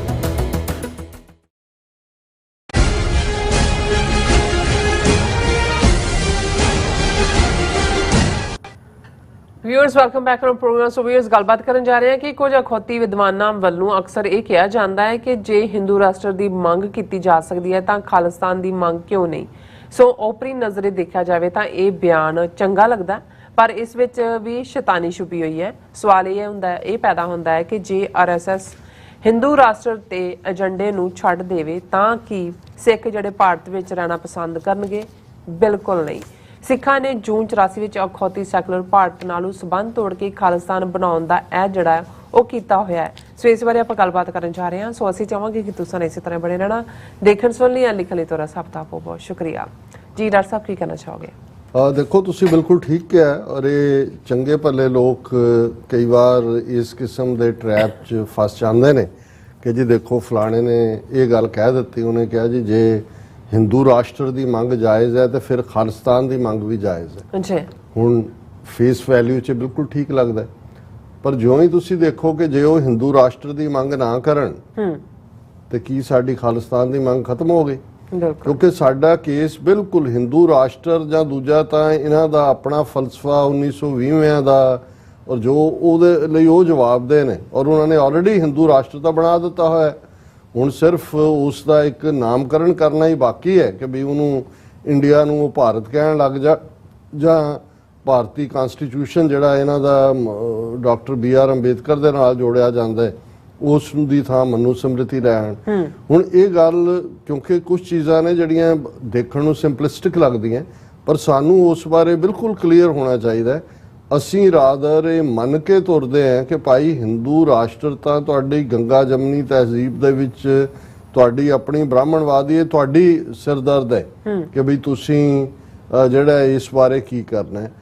ਅਸੀਂ ਤੀਸਰੀ ਧਿਰ ਸੀ ਔਰ ਇਸ ਲਈ ਸਾਡਾ ਕੇਸ ਜਦੋਂ ਵੀ ਅਸੀਂ ਗੱਲ ਕਰਦੇ ਹਾਂ ਔਰ ਖਾਸ ਤੌਰ ਤੇ ਯੰਗਰ ਜਨਰੇਸ਼ਨ ਦੇ ਗਿਆਨ ਹਿੱਤ ਮੈਂ ਦੱਸਣਾ ਚਾਹੁੰਦਾ ਕਿ ਵੀ ਇਹਨੂੰ ਸਿਰਫ ਤੇ ਸਿਰਫ ਜੂਨ 84 ਦੀਆਂ ਘਟਨਾਵਾਂ ਨਾਲ ਹੀ ਜੋੜ ਕੇ ਖਾਲਿਸਤਾਨ ਨੂੰ ਐਜ਼ ਏ ਰਿਐਕਸ਼ਨ ਨਾ ਦੇਖਿਆ ਜਾਏ ਕਿ ਜੀ ਜਿਵੇਂ ਰਿਐਕਟ ਕੀਤਾ ਕਿ ਇਹ ਵੀ ਕਹਿਣਗੇ ਕਿ ਜੀ ਨਹੀਂ ਉਹ ਤਾਂ ਸਿੱਖ ਰਹਿ ਲੈਣਗੇ, ਇਹ ਤਾਂ ਜੋ ਜੂਨ 84 ਚ ਦਰਬਾਰ ਸਾਹਿਬ ਤੇ ਹਮਲਾ ਹੋਇਆ ਉਹਦੇ ਰਿਐਕਸ਼ਨ ਵਜੋਂ ਗੁੱਸੇ ਚੋਂ ਨਿਕਲਿਆ ਇਹ ਲਫ਼ਜ਼। ਨਹੀਂ, ਇਵੇਂ ਨਹੀਂ ਹੈ। ਅਸੀਂ ਇਸ ਦੇ ਉੱਤੇ ਇੱਕ ਪੂਰਾ ਸੈਗਮੈਂਟ ਵੀ ਕੀਤਾ ਸੀ ਕਿ 1849 ਦੇ ਵਿੱਚ ਸਾਡੀ ਸੋਵਰਨਿਟੀ ਜਿਹੜੀ ਹੈ ਉਹ ਅੰਗਰੇਜ਼ਾਂ ਦੇ ਪੇਟੇ ਪੈਂਦੀ ਹੈ ਔਰ ਵਿਦਿਨ ਮੰਥਸ ਜਿਹੜਾ ਪਹਿਲਾ ਰਿਬੈਲੀਅਨ ਭਾਈ ਮਹਾਰਾਜ ਸਿੰਘ ਜਿਹੜਾ ਉਹ ਖੜਾ ਕਰ ਦਿੰਦੇ ਨੇ। ਅੱਛਾ, ਇਹ ਵੱਖਰੀ ਕਹਾਣੀ ਹੈ ਕਿ ਉਸ ਤੋਂ ਬਾਅਦ ਜਿਹੜੀ ਭਾਈ ਮਹਾਰਾਜ ਸਿੰਘ ਦਾ ਸੋਲਿਡ ਉਸੇ ਹੀ ਰਾਜ ਦੀ ਵਾਪਸੀ ਦੇ ਲਈ ਉਹ ਹਥਿਆਰਬੰਦ ਸੰਘਰਸ਼ ਦਾ ਰਸਤਾ ਹੀ ਦੇਖ ਰਹੇ ਸੀ। ਉਸ ਤੋਂ ਬਾਅਦ ਭਾਵੇਂ ਉਹ ਬਾਬਾ ਰਾਮ ਸਿੰਘ ਨਾਮਧਾਰੀ ਦੀ ਕੂਕਾ ਲਹਿਰ ਹੋਏ ਜਾਂ 20ਵੀਂ ਸਦੀ ਦੀ ਬਿਗਨਿੰਗ 'ਚ ਗਦਰ ਲਹਿਰ ਹੋਏ ਜਾਂ ਉਸ ਤੋਂ ਬਾਅਦ ਅਕਾਲੀ ਔਰ ਦੂਸਰੇ ਤੀਸਰੇ ਹੋਏ, ਉਹ ਬੇਸ਼ੱਕ ਇਸ ਕਨਫਿਊਜ਼ਨ 'ਚ ਹੋਣਗੇ ਕਿ ਜੀ ਅਸੀਂ ਪਹਿਲਾਂ ਅੰਗਰੇਜ਼ਾਂ ਨੂੰ ਕੱਢਣਾ ਤੇ ਇੱਥੇ ਤਾਂ ਫਿਰ ਸਾਡਾ ਹੀ ਹੈ ਕਿਉਂਕਿ ਅਸੀਂ ਜਿਹੜਾ ਹੈ ਉਹ ਫਰੰਟ ਗਾਰਡ ਹੈ ਇਸ ਧਰਤੀ ਦੀ ਆਜ਼ਾਦੀ ਦੇ। ਹਾਲਾਂਕਿ ਇੱਕ ਵੱਖਰੀ ਕਹਾਣੀ ਹੈ ਕਿ ਫਿਰ 20ਵੀਂ ਸਦੀ ਤੱਕ ਪਹੁੰਚਦੇ ਆ ਕਿਵੇਂ ਸ਼ਾਤਰ ਹਿੰਦੂ ਤਵੀਆਂ ਨੇ ਜਿਹੜੇ ਉਸ ਜ਼ਮਾਨੇ ਦੇ ਵਿੱਚ ਬੜੇ ਆਈਡੀਆਲੋਗ ਬਣ ਕੇ ਉਹ ਭਾਵੇਂ ਟੈਗੋਰ ਦੇ ਰੂਪ 'ਚ ਕੋਈ ਹੋਏ, ਔਰਬਿੰਦੋ ਹੋਏ ਔਰ ਵਿਵੇਕਾਨੰਦ ਹੋਏ, ਬਾਲ ਗੰਗਾਧਰ ਤਿਲਕ ਹੋਏ, ਗੋਪਾਲ ਕ੍ਰਿਸ਼ਨ ਗੋਖਲੇ ਹੋਏ ਜਾਂ 20ਵੀਂ ਸਦੀ ਤੱਕ ਪਹੁੰਚਦੇ ਆ ਮਦਨ ਮੋਹਨ ਮਾਲਵੀਆ, ਗਾਂਧੀ, ਨਹਿਰੂ, ਪਟੇਲ, ਸਾਵਰਕਰ ਔਰ ਇਹ ਸਾਰੇ ਲੋਕ ਜਿਨ੍ਹਾਂ ਨੇ ਫਿਰ ਬੜੀ ਚਲਾਕੀ ਨਾਲ ਸਿੱਖਾਂ ਵਿਚਲੀ ਬਹਾਦਰੀ ਦੇ ਆਸਪੈਕਟ ਨੂੰ ਥਾਪੀ ਵੀ ਦਿੱਤੀ, ਪੈਂਪਰ ਵੀ ਕੀਤਾ ਔਰ ਉਹਨਾਂ ਨੂੰ ਹੌਲੀ ਹੌਲੀ ਖਾਸ ਤੌਰ ਤੇ ਯੰਗਰ ਜਨਰੇਸ਼ਨ ਭਗਤ ਸਿੰਘ ਵਰਗਿਆਂ ਦੀ ਦੂਜਿਆਂ ਨੂੰ ਜਿਨ੍ਹਾਂ ਨੂੰ ਉਸ ਪਾਸੇ ਵੱਲ ਤੋਰ ਦਿੱਤਾ, ਜਿਨ੍ਹਾਂ ਦੇ ਦਿਮਾਗਾਂ 'ਚ ਇਹ ਗੱਲ ਪਾਉਣ ਦੀ ਕੋਸ਼ਿਸ਼ ਕੀਤੀ ਕਿ ਐਜ਼ ਇਫ ਜਿਹੜਾ ਭਾਰਤ ਦੀ ਜੀਓਗ੍ਰਾਫੀਕਲ ਐਂਟੀਟੀ ਹੈ ਉਹ ਇੱਕ ਸਪਿਰਿਚੁਅਲ ਐਂਟੀਟੀ ਹੈ। ਭਾਰਤ ਜਦੋਂ ਮਾਤਾ ਕਿਹਾ ਜਾਂਦਾ ਉਸ 'ਚ ਫਿਰ ਉਹ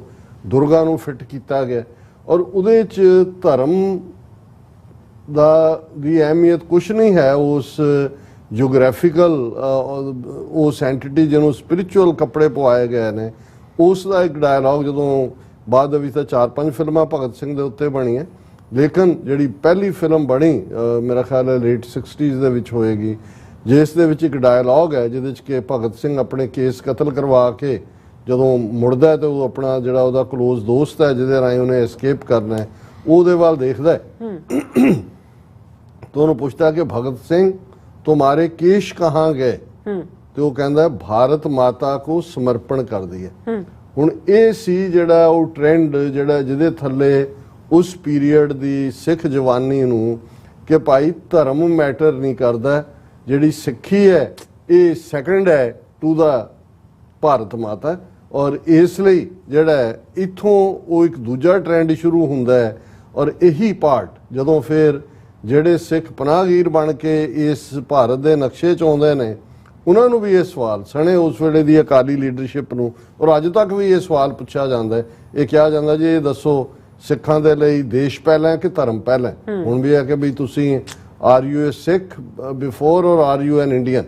ਔਰ ਇਹੀ ਸਵਾਲ ਜੂਨ 84 ਤੋਂ ਬਾਅਦ ਹਰ ਇੱਕ ਨੂੰ ਜਿਹਨੇ ਵੀ ਇਹ ਕਿਹਾ ਕਿ ਜੀ ਉਹਨਾਂ ਨੇ ਕਿਹਾ ਤੁਸੀਂ ਦੱਸੋ ਪਹਿਲਾਂ ਕਿ ਤੁਸੀਂ ਸਿੱਖ ਹੋ ਕਿ ਇੰਡੀਅਨ ਹੋ।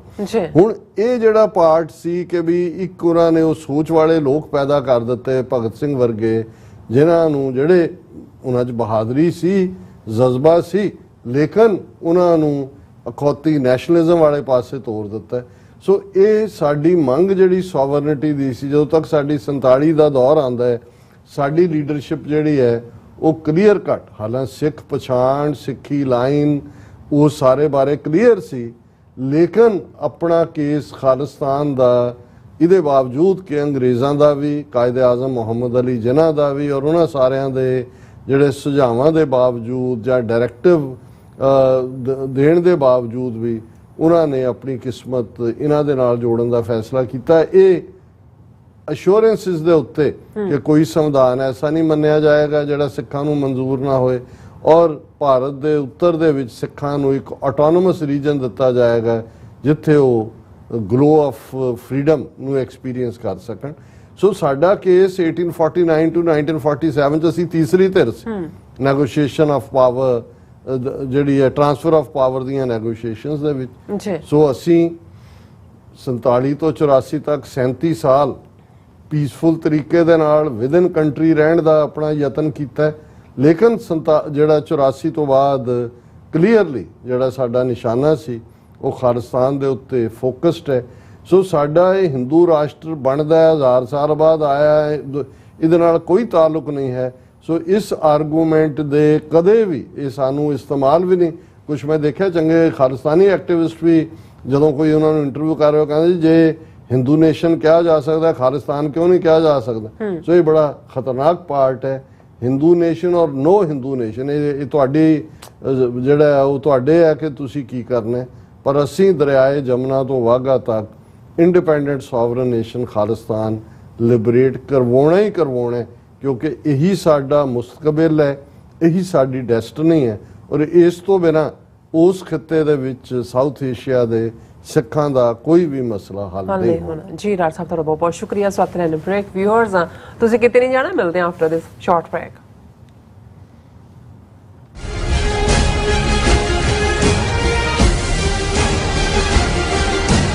ਕੀ ਤੁਹਾਨੂੰ 30, 40 ਜਾਂ 50 ਦਿਨ ਵੇਟ ਕਰਨੀ ਪੈ ਰਹੀ ਹੈ ਤੁਹਾਡੇ ਚੈੱਕ ਲਈ? ਫਿਰ ਬ੍ਰੋਕਰਾਂ ਪਿੱਛੇ ਭੱਜਦੇ ਫਿਰਦੇ ਹੋ ਪੈਸੇ ਲਈ, ਬਹੁਤ ਜ਼ਿਆਦਾ ਟਾਈਮ ਵੇਸਟ ਹੋ ਜਾਂਦਾ ਇੱਦਾਂ ਤਾਂ। ਜੇ ਤੁਸੀਂ ਅੱਜ ਹੀ ਪੈਸੇ ਲੈਣੇ ਤਾਂ ਬਾਬਟੇਲ ਨੂੰ ਕਾਲ ਕਰੋ। ਬਾਬਟੇਲ ਤੁਹਾਡੀਆਂ ਇਨਵੋਇਸਿਸ ਸੇਮ ਡੇ ਫੰਡ ਕਰ ਸਕਦੇ ਹਨ for a small fee, no contract, no reserve and no hidden fees। ਅੱਜ ਹੀ ਕਾਲ ਕਰੋ ਬਾਬਟੇਲ ਨੂੰ ਤੇ ਤੁਹਾਡਾ ਪਹਿਲਾ ਮਹੀਨਾ free.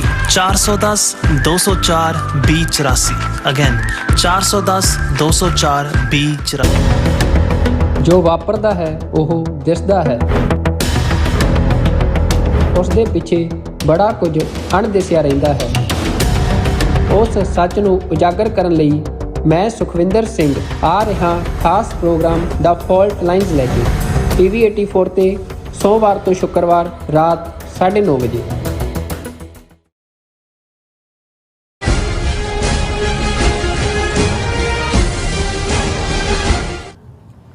Viewers welcome back on programme. So viewers ਹੁਣ ਆਪਾਂ ਜਿਹੜੇ ਤੁਹਾਡੇ ਲਾਈਵ ਮੈਸੇਜ ਨੇ ਫੇਸਬੁੱਕ ਤੇ ਹੋਣ ਜਾਂ ਜਿਹੜੇ YouTube ਦੇ ਉੱਪਰ ਹੋਣ ਉਹ ਆਪਾਂ ਤੁਹਾਡੇ ਨਾਲ ਸ਼ੇਅਰ ਕਰਨ ਜਾ ਰਹੇ ਹਾਂ। ਔਰ ਪਹਿਲਾਂ ਸਟਾਰਟ ਕਰਦੇ ਹਾਂ YouTube ਤੇ ਹੋਇਆ ਮੈਸੇਜ। ਸੋ ਖਾਲਸਾ ਦੇਸ਼ ਪੰਜਾਬ ਜੀ ਕਹਿੰਦੇ ਨੇ ਕਿ ਵਾਹਿਗੁਰੂ ਜੀ ਕਿਰਪਾ ਕਰਨ ਦੇਸ਼ ਪੰਜਾਬ ਤੇ ਵਾਹਿਗੁਰੂ ਜੀ। ਔਰ ਖਾਲਸਾ ਰਾਜ ਜੀ ਕਹਿੰਦੇ ਨੇ ਕਿ ਵਾਹਿਗੁਰੂ ਆਜ਼ਾਦੀ ਦੇ ਬਿਨਾਂ ਸਿੱਖ ਕੌਮ ਦਾ ਤੇ ਦੇਸ਼ ਪੰਜਾਬ ਦਾ ਕੋਈ ਵੀ ਹੱਲ ਨਹੀਂ ਹੋਣਾ। ਵਾਹਿਗੁਰੂ ਮਿਹਰ ਕਰਨ ਦੇਸ਼ ਪੰਜਾਬ ਤੇ ਸਿੱਖ ਕੌਮ ਤੇ ਵਾਹਿਗੁਰੂ ਜੀ। ਸੋ ਜਤਿੰਦਰ ਸਿੰਘ ਜੀ ਫਤਿਹ ਬੁਲਾਉਂਦੇ ਨੇ ਔਰ ਗੁਰਮੇਲ ਸਿੰਘ ਜੀ ਵੀ ਫਤਿਹ ਬੁਲਾਉਂਦੇ ਨੇ ਔਰ ਹਮੇਸ਼ਾ ਹੀ ਉਹਨਾਂ ਦਾ ਮੈਸੇਜ ਇਹਨਾਂ ਦਾ ਬੜਾ ਵਧੀਆ ਹੀ ਕਹਿੰਦੇ ਨੇ ਕਿ doctor Sahib and dear Neelam Kaur ji ਕਾਂਗਰੈਟਸ, you are doing a great job for the Sikh nation. God bless you and your loved ones. And Gurmel Singh ji, Khalsan Zindabad, 6 for Justice Zindabad, long live TV 4 program सचो सच। सो हरदीप सिंह जी खालिस्तान जिंदाबाद कहते हैं और जुबेर जी आए ने ये कहते हैं कि जबरदस्त डॉक्टर साहब आज मेरा सारे लाहौर हीरा मंडी बन चुका है। अफसोस लेकिन सच ये है कि इसका इसके जिम्मेदार पीपल्स पार्टी हैं। सो इसी तरह गुरमेल सिंह जी कहते हैं आज़ादी ही हल है वीरो, work on it, get it, freedom is only the way, on the way, very soon we are going to be a sovereign country again. So Jasveer Brar ji कहते डॉक्टर अमरजीत सिंह जी ते नीलम कौर जी TV 84 दे रेडियो की सारी जथेबंदी नूं गुरफतेह जी। सो इसी तरह गुरमेल सिंह जी कहते please vote and support Sex for Justice referendum 2020 and Jaspreet Brar ji Khalistan Zindabad कहते हैं and गुरपतवंत सिंह पन्नू खालिस्तान जिंदाबाद। सो इसी तरह फिर उन्होंने मैसेज आएगा कहते हैं खालिस्तान US मीडिया धालीवाल वीर जगजीत सिंह वीर जिंदाबाद खालिस्तान जिंदाबाद। सो सिंह जे चाहे तो तेरा खालसा ही कहते दूजे दिन नूं ਗੱਲਾਂ ਭੁੱਲਣੀਆਂ ਲੱਗ ਜਾਂਦੀਆਂ ਉਤਲੀਆਂ ਪਤਾ ਨਹੀਂ ਕੀ ਕਹਿਣਾ ਚਾਹੁੰਦੇ। ਪਹਿਲੇ ਦਿਨ ਤੁਸੀਂ ਕੁਝ ਕਿਹਾ ਸੀ ਮੇਰੇ ਸਾਹਿਬ ਜਿਨ੍ਹਾਂ ਬਾਰੇ ਤੁਸੀਂ ਕਿਹਾ ਸੀ ਉਹ ਨਹੀਂ ਆਈ ਡੋਨਟ ਨੋ ਵਾਟਸ ਦੇ ਟਾਕਿੰਗ ਅਬਾਊਟ। ਸੋ ਜ਼ੁਬੇਰ ਜਾਕਬ ਜੀ ਕਹਿੰਦੇ ਸਹੀ ਕਿਹਾ ਆਪਨੇ ਕਿ ਸੱਚ 100 ਪਰਦੇ ਪਾੜ ਕੇ ਬਾਹਰ ਆ ਜਾਂਦਾ। ਬਿਲਕੁਲ। ਸੋ ਸਰਮੁਖ ਮੁੰਦਰਾ ਜੀ ਕਹਿੰਦੇ ਨੇ ਇਹ ਫਤਿਹ ਬੁਲਾਉਂਦੇ ਨੇ ਔਰ ਖਾਲਸਾ ਜ਼ਿੰਦਾਬਾਦ ਕਹਿੰਦੇ ਨੇ।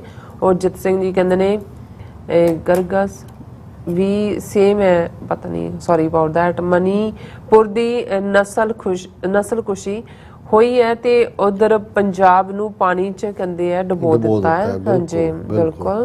और ਇਹਦੇ ਤੇ ਵੀਰ ਸੁਵਿੰਦਰ ਸਿੰਘ ਥਾਂਦੀ ਜੀ ਨੇ ਬੜੀ ਖੂਬਸੂਰਤੀ ਦੇ ਨਾਲ ਇਹ ਦੱਸਿਆ ਸੀ ਕਿ ਕਿਵੇਂ ਇਸ ਪਾਸੇ ਜਿਹੜਾ ਇੱਕ ਘੱਟ ਗਿਣਤੀ ਨੂੰ ਟਾਰਗੇਟ ਕੀਤਾ ਹੋਇਆ ਸੀ ਅੰਮ੍ਰਿਤਪਾਲ ਸਿੰਘ ਹੋਰਾਂ ਵਾਲਾ, ਜੋ 18 ਮਾਰਚ ਤੋਂ ਸ਼ੁਰੂ ਹੁੰਦਾ ਹੈ, ਤੇ ਉਧਰ ਮਨੀਪੁਰ ਦੇ ਵਿੱਚ ਆਲਰੇਡੀ 3 ਮਈ ਤੋਂ ਜਿਹੜਾ ਉਹਨਾਂ ਨੇ ਸ਼ੁਰੂ ਕਰ ਦਿੱਤਾ ਹੈ।